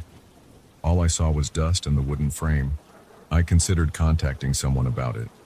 A friend of mine, Sam, is into weird stories and has mentioned going on ghost tours, but I didn't want to bring it up. I kept worrying that people would think I was making it up or that I was stressed. Part of me also didn't want more attention on it. Maybe shining a spotlight on it would make it worse. So I stayed quiet. Every night, I shut the door to my office and tried not to think about the armchair. Then there was another incident that made me realize I couldn't just ignore this. I was sitting in it late one evening, trying to finish some work. I heard the sigh again. It was quiet but long, like someone leaning back and letting out all their tension in one breath. I froze. Then the entire armchair gave a small jolt, as if someone inside it had shifted their weight. The cushion under me moved a bit, and I felt that same chilling sensation over my shoulders. My hands started shaking. I tried to breathe evenly. I told myself to stay calm, but my heart pounded so loudly I could hear it in my ears. I stood up, bracing myself. This time, those invisible hands didn't hold me down. I grabbed my phone and left the room, locking the door behind me. It felt silly locking a door when I was alone, but I did it anyway. That night, I could barely sleep. I kept picturing the armchair squeaking in the dark or shifting position on its own. I kept my bedroom door closed. I woke up a few times, straining my ears, afraid I'd hear something. Morning finally came. I went straight to the office, not sure what to expect. The armchair was exactly where I'd left it. It was still turned toward the desk, looking as normal as ever, but I had a knot in my stomach just seeing it. I spent the day looking for logical answers. Could it be that I was just losing it? Or maybe there's some kind of mechanical issue with the chair. I tried sitting in a different chair that day to see if I'd notice anything. Nothing unusual. My desk chair didn't sigh or shift. Only that old armchair had the problem.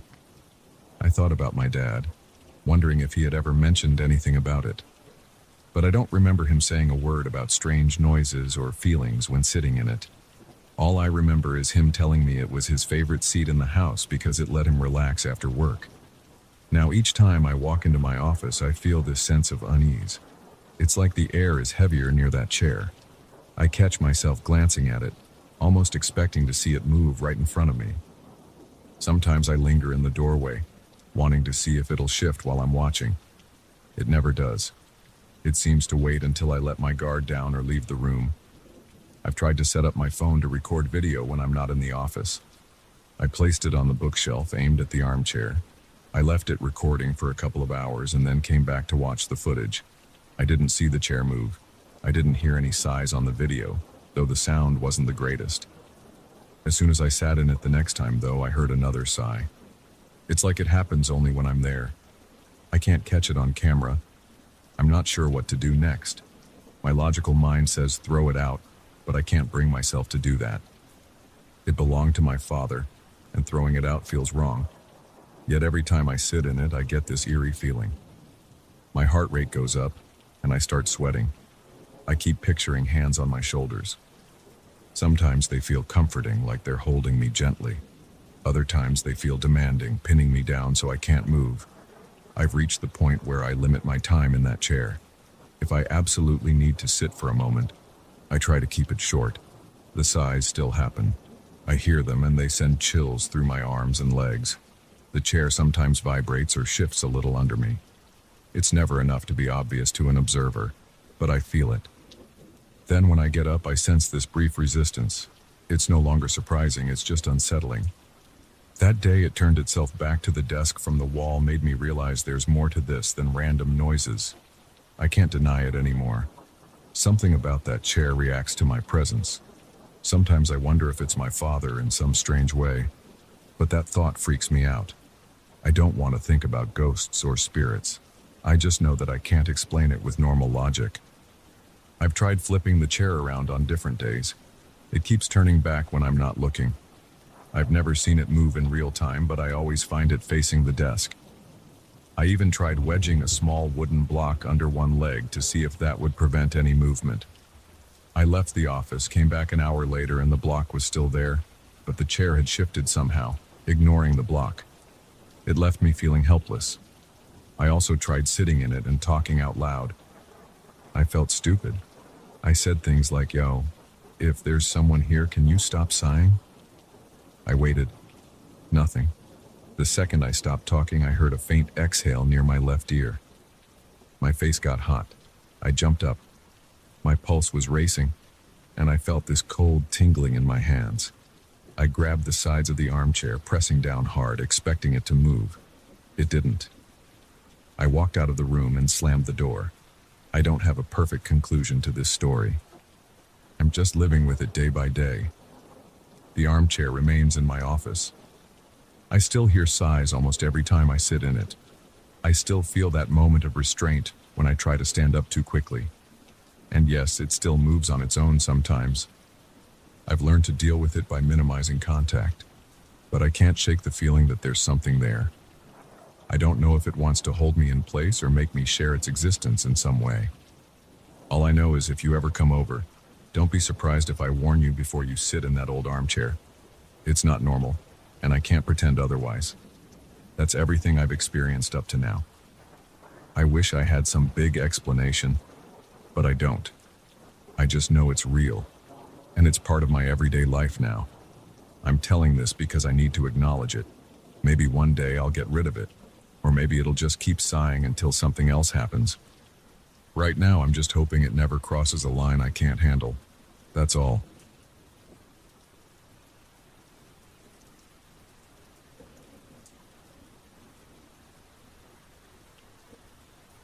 I got home last night around 11.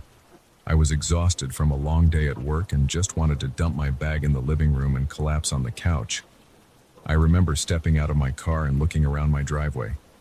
It was quiet, and I noticed it was colder than usual. My front yard looked normal. The bushes were still and there was no wind. Then I walked around to the gate leading to my backyard. That's when I saw the lights. I froze for a second. From far away, they looked like fireflies hovering near the fence, but something felt off about them. They seemed bigger and brighter than any insect I'd ever seen. I noticed they moved at different speeds, not all together. Some hovered in place, while others glided across the yard as if checking every corner. My chest got tight, and I felt my stomach tense up. I had never seen lights behave that way. I thought it might be a reflection from some yard decoration or maybe a trick of my tired eyes. I stood by the gate and tried to focus. The lights were about the size of a tennis ball, though I couldn't measure them precisely. They made a low, crackling noise, kind of like static on a radio with the volume turned down. I leaned forward, trying to listen more carefully. The sound got louder when they moved, then faded when they stopped. There was no flicker on the ground around them. They didn't light anything except themselves. They were floating a few inches above the grass, and I couldn't see what was holding them up. I checked my phone to see if the flashlight might help. I unlocked the screen and pointed the phone's light toward the closest one. My hand was shaking a bit, so the beam was unsteady. The light didn't do much. It was like the floating orb just absorbed it. I couldn't see through it, and I couldn't see any reflection. It was just a dull glow hovering in midair. The static got a little louder, and I pulled my phone back. My heart was pounding, and I realized my palms were sweaty. After a few seconds, I took a step back. My shoulders were stiff, and my legs felt tight. I was ready to run if I needed to, but nothing attacked me. The lights just continued to drift around. I counted maybe 6 or 7 of them in total. There might have been more. Some were on the other side of the yard near my old shed. One was close to the back door, just hanging there. I could see it from where I stood, and it looked like it was pointed at me, even though I couldn't make out any features. It reminded me of someone staring, except I saw no face. I felt a chill run across my back. I wanted to go inside, but I was worried about turning my back on those things. I decided to walk slowly toward the house, keeping my eyes on them. My key was in my hand, and I held it tight. The one near the door didn't move as I approached. The static noise seemed to pulse. It got louder for a second, then dropped in volume.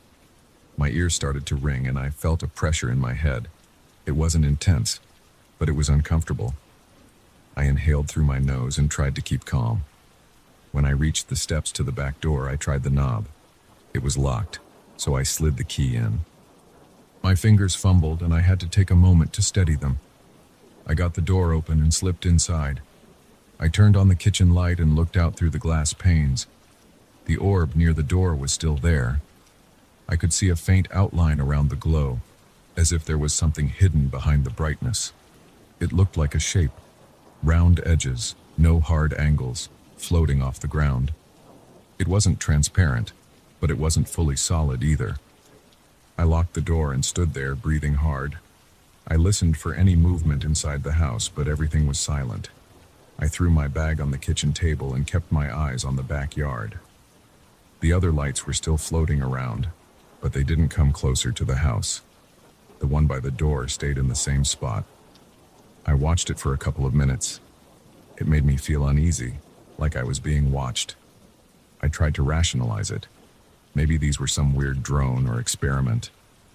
But drones don't usually float like that, and they don't make that static sound in such a random pattern. My shoulders were tense and I couldn't relax. I checked all the doors and windows. I pulled down blinds and turned off the lights so I could see outside better. My heart rate finally slowed down a bit. I poured myself a glass of water and took a few gulps. My throat was dry, and my hands were still shaky. I thought about calling the police, but I didn't even know what to say. There are glowing orbs in my backyard. That sounded ridiculous, so I just stood by the window and watched. After a while, I realized I was too wound up to sleep. I decided to grab my phone and record. I wanted proof. I turned on the camera, pressed record, and aimed at the backyard through the glass. The phone captured some faint lights drifting around, but the footage looked blurry and the static noise was barely audible. I cursed under my breath. I figured I'd try a better angle. I opened the back door a crack and held out my phone. The static got louder and the orb near the door reacted by moving backward a foot or so. It was as if it noticed the phone. My heart picked up again, but I forced myself to keep the camera steady. I recorded for a minute, then shut the door. I played back the video. The orbs were there, but the details were poor. I could see them as white spots on the screen, and I could hear a soft crackle, but it wasn't anywhere near what I was hearing in person. My brow furrowed, and I felt a wave of frustration. I wanted a clear record of this. I tried to think of a better plan. I decided to step outside again, this time with the porch light off. I wanted to see them without the reflection of the glass. My breath was quick, and I felt my heart pounding again. I told myself to stay calm. I slowly turned the doorknob and stepped onto the concrete slab by the back door. The cold air hit my face and I shivered. I took a few steps into the yard, holding my phone out in front of me. The static crackling was louder now, like there was some sort of electric field in the air. My skin felt prickly. I kept the phone recording and I scanned around. The orbs drifted farther away from me, maintaining some distance. I noticed each one had its own slight variation in brightness. I also noticed they moved with a purpose. They didn't bump into each other and they seemed to avoid obstacles. When one got close to a tree, it moved around the trunk smoothly.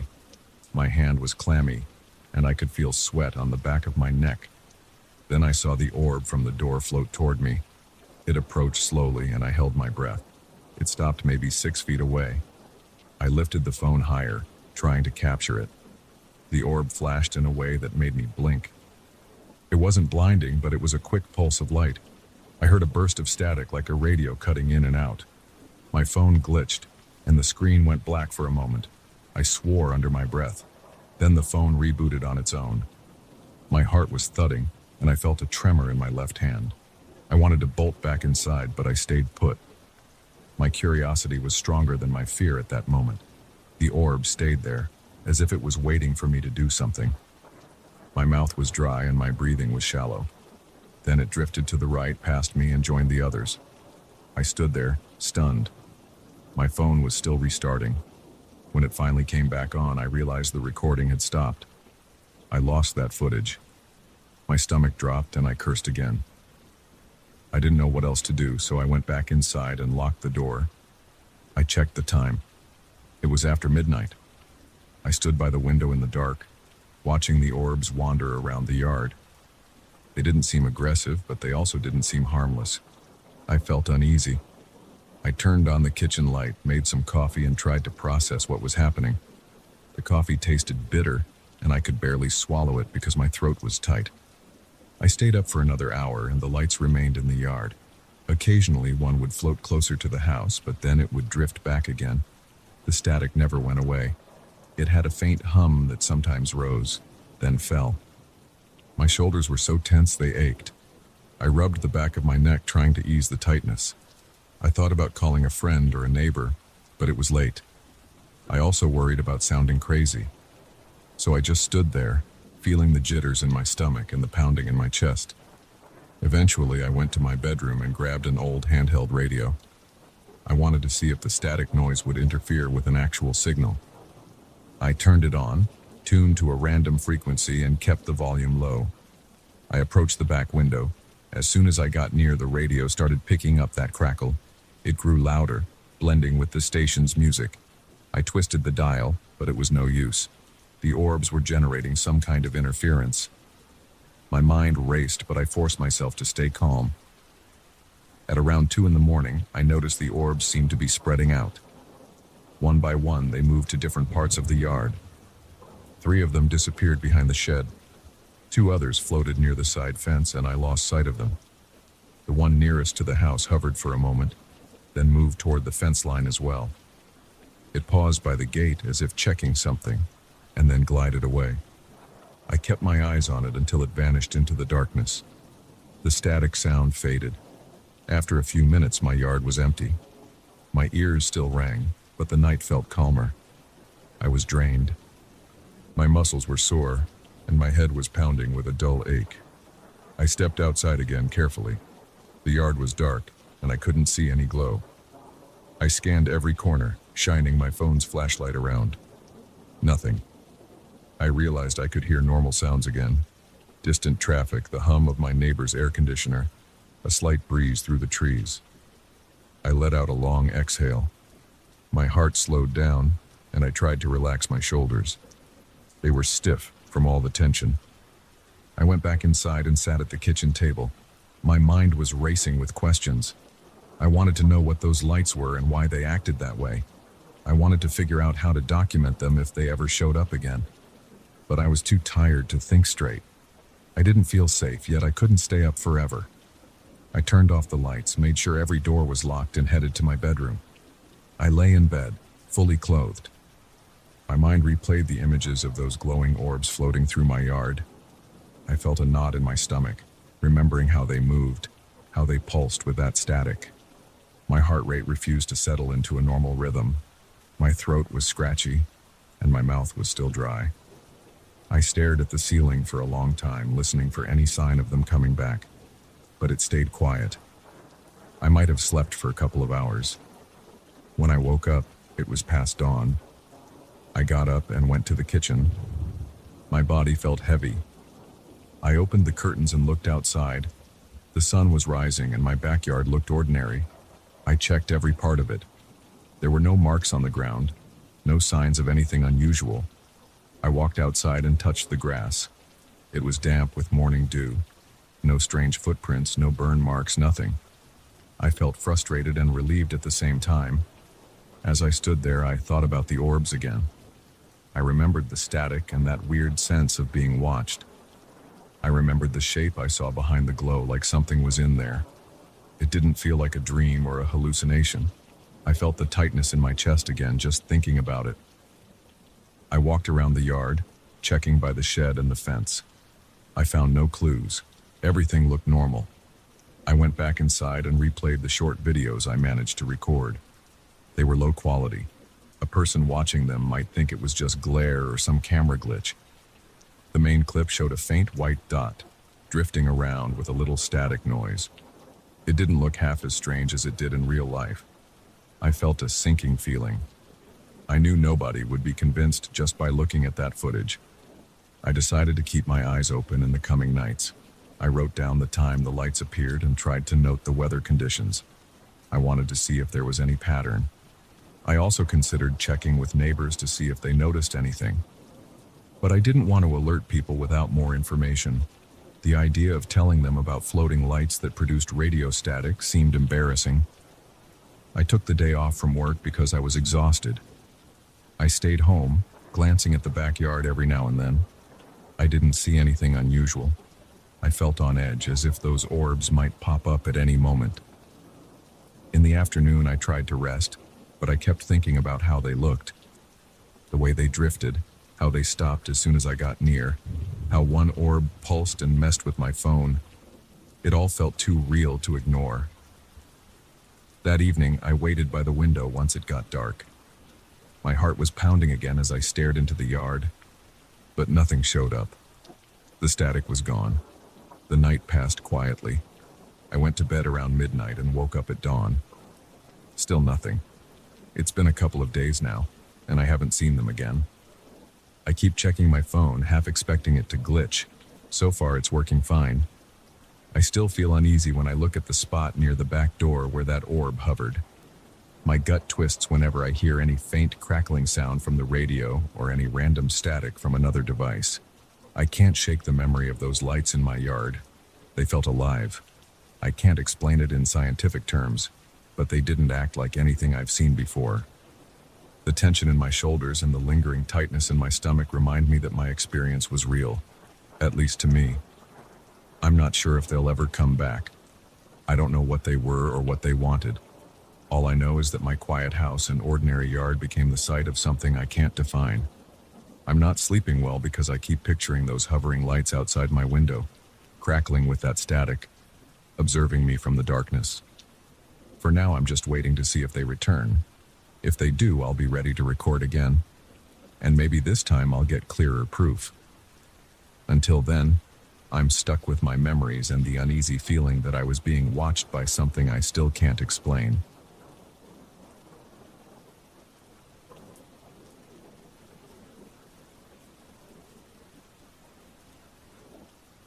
I woke up yesterday feeling a dull ache in my lower back, and I remember rubbing that spot as I shuffled toward the kitchen. My house felt normal at first, quiet, a bit chilly from the early morning air, and I could still smell the faint trace of whatever I cooked the night before. Nothing seemed strange until I walked past the spare bedroom and stopped. There was a door in the hallway I had never seen before. It was on the left side, not far from the linen closet. That closet usually has a blank section of wall next to it. I've walked that stretch countless times, so I knew every inch. Yet there it was, a wooden door, no fancy designs, just dark brown wood with a faded knob. My heart started pounding in my chest. I felt a light sweat break out across my forehead. I stood there staring at it, trying to remember if I'd ever seen any sign that a doorway existed in that spot. I hadn't. It was new, no question about it. I approached it slowly. I felt like my legs were heavier than usual, like I was wading through thick air. I raised my hand to the knob. It didn't turn at all. I gripped it harder, twisted to the right, then the left, but it wouldn't budge. It felt locked. I pressed my ear against the surface of the door and listened. I heard something faint, like a dragging sound or maybe just my own pulse. I couldn't place it. My own breathing felt loud, so I held it for a moment, trying to pick up any noise from inside. When I exhaled again, the sound I thought I heard was gone. I tried my shoulder against the door. I'm not a big guy, but I figured I could at least test if the door had any give. It felt solid, almost like pushing against a brick wall. I didn't hear it creak or shift. I rubbed my shoulder where it met the wood. It stung a bit, and I felt a strange vibration run through my arm, like the impact bounced back at me. Something about that door felt more dense than a normal door.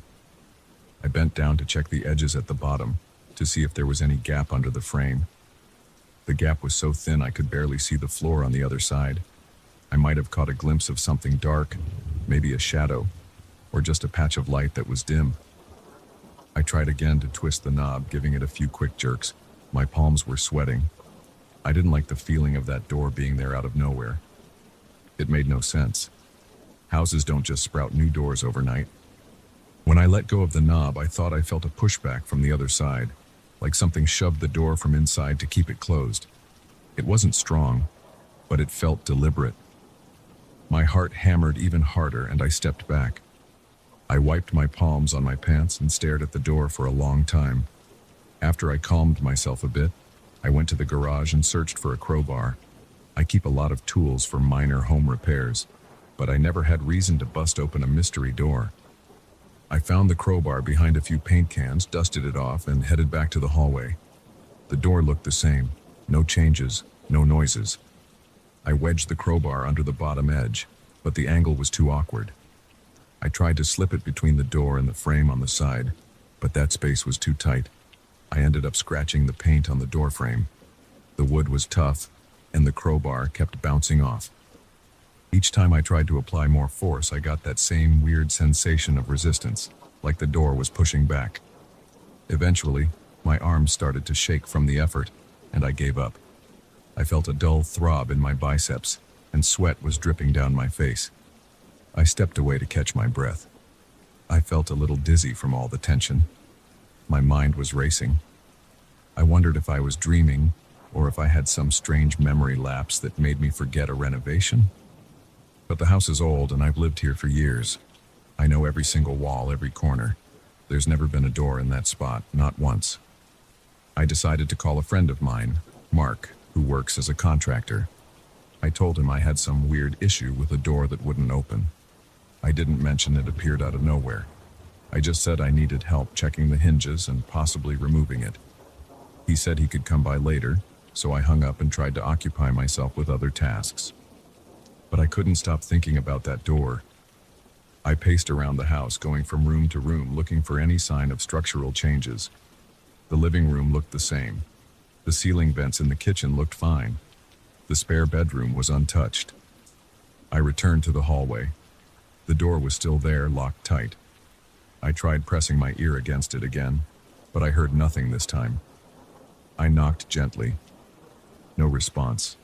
I knocked again, harder. Still nothing. My heartbeat echoed in my ears. I backed away, feeling unsettled. For the next few hours, I kept coming back to that hallway. I'd hover near the door, grab the knob, tug at it, then walk away. The tension in my chest grew each time. I felt a knot in my stomach, and my breathing got shallow. I'd wipe my hands on my shirt, then try again. Every attempt failed. The door wouldn't move or bend. It just stood there, solid and immovable. It felt like it was mocking me, taunting me with its presence. Mark texted me around midday saying he was stuck at another job and couldn't make it. I told him not to worry. I wasn't even sure I wanted someone else to see this thing yet. Part of me worried that if someone else confirmed it, that would make it more real, and I wasn't sure I could handle that. Eventually, night fell. I tried to relax by watching TV, but my eyes kept drifting to the dark hallway. I had left the hallway light on because I didn't like the idea of that door sitting in shadows. When I finally went to bed, I left the light on overnight. I slept restlessly, waking up a few times. Once, I thought I heard a soft thud. I listened carefully, but nothing followed. The house was silent. In the morning, I forced myself up, ignoring the heavy feeling in my head. My first thought was the door. I nearly tripped over my shoes in my rush to get to the hallway. When I got there, I froze. The door was gone. The wall was flat with the same old paint I remembered. No sign that a door had ever been there. I pressed my palms against the wall, searching for seams or hidden panels. Nothing. It was smooth. My fingertips traced the surface, and all I felt was cool plaster. My pulse raced. I knocked on the wall, hoping to hear a hollow sound that might reveal a secret space. It sounded solid. I knocked in a few places, even used my knuckles to feel for any difference. It all sounded the same. My mouth felt dry. I swallowed hard, trying to collect my thoughts. That door had been real. I had tried to pry it open with a crowbar, for God's sake. But there was no sign of damage. No scratch marks. No chipped paint. The wall looked just like it always had. I stood there for a long time, feeling that rush of disbelief and confusion.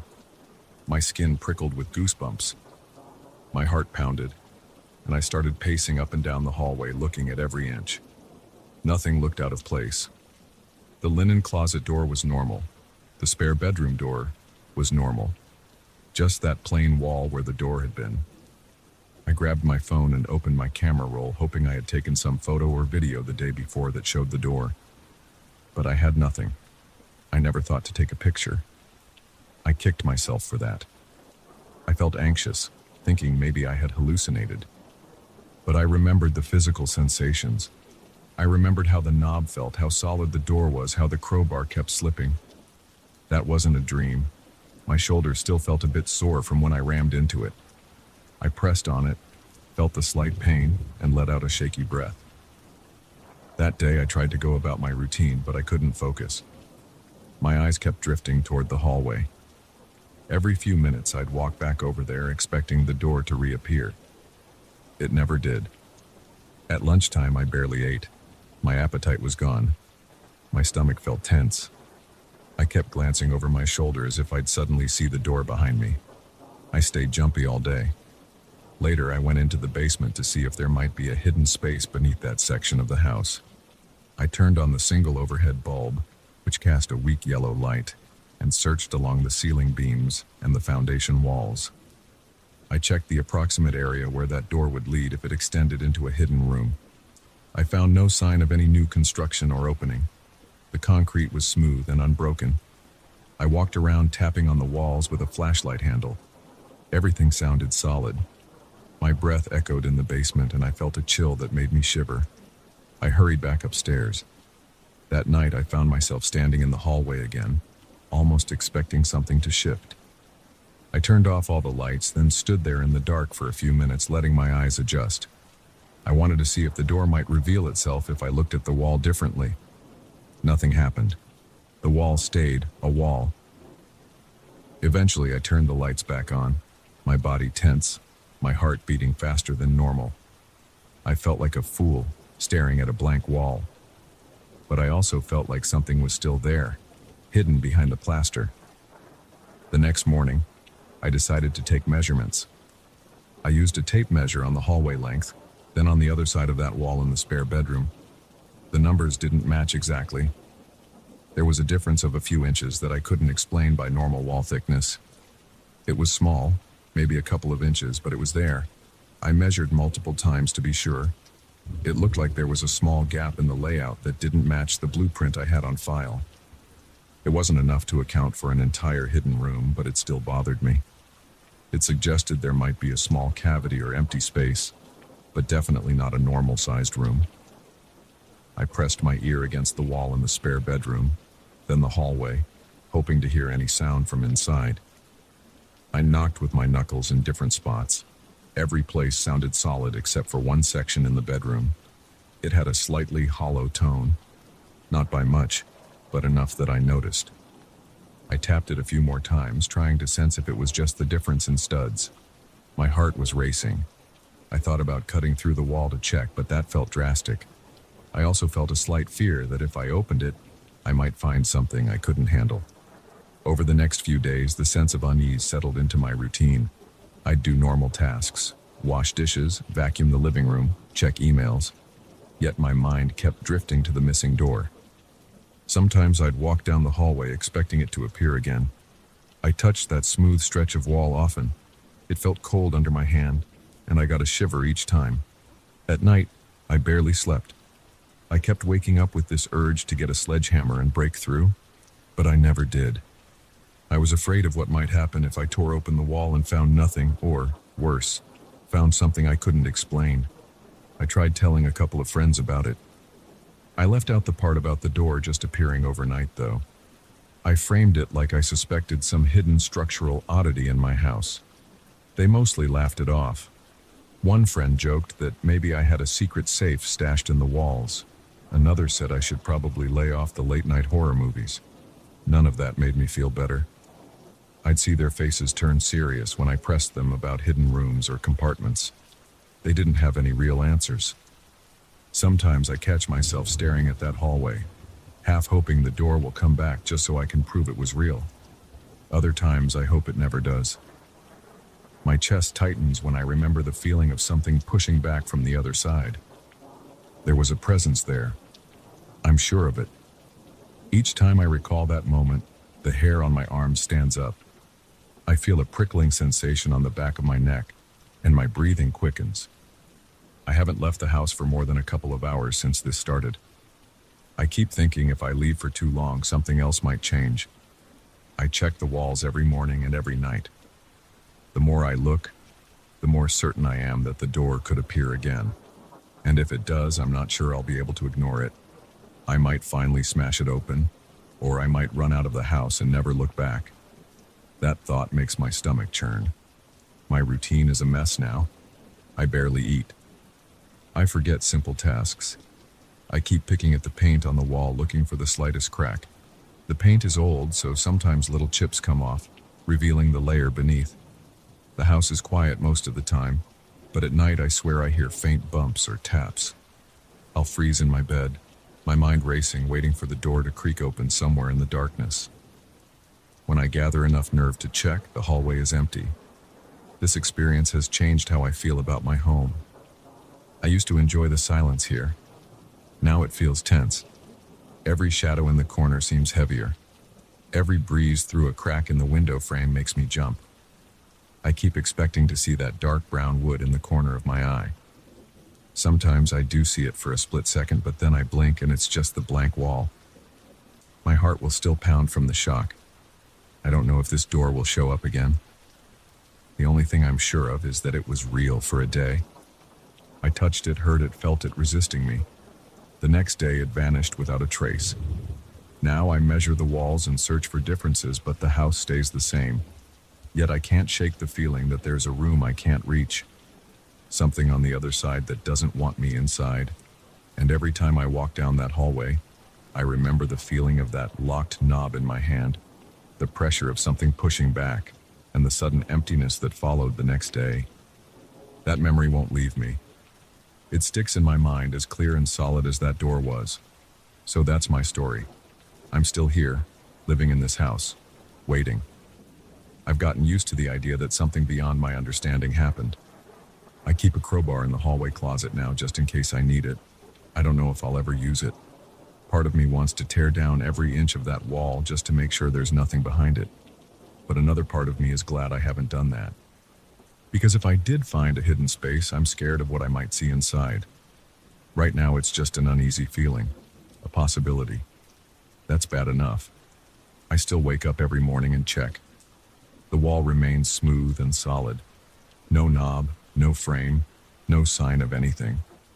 But the feeling that it's there, somewhere, never goes away. I can't prove it to anyone else. I have no evidence. But I know what I saw. I know what I felt. And that's why I keep looking even when I'd rather stop thinking about it. Because if it appears again, I want to be ready. Maybe next time I'll manage to get inside and see what's there. Or maybe I'll just stand and stare, too afraid to go in. Either way, I can't rest until I find out.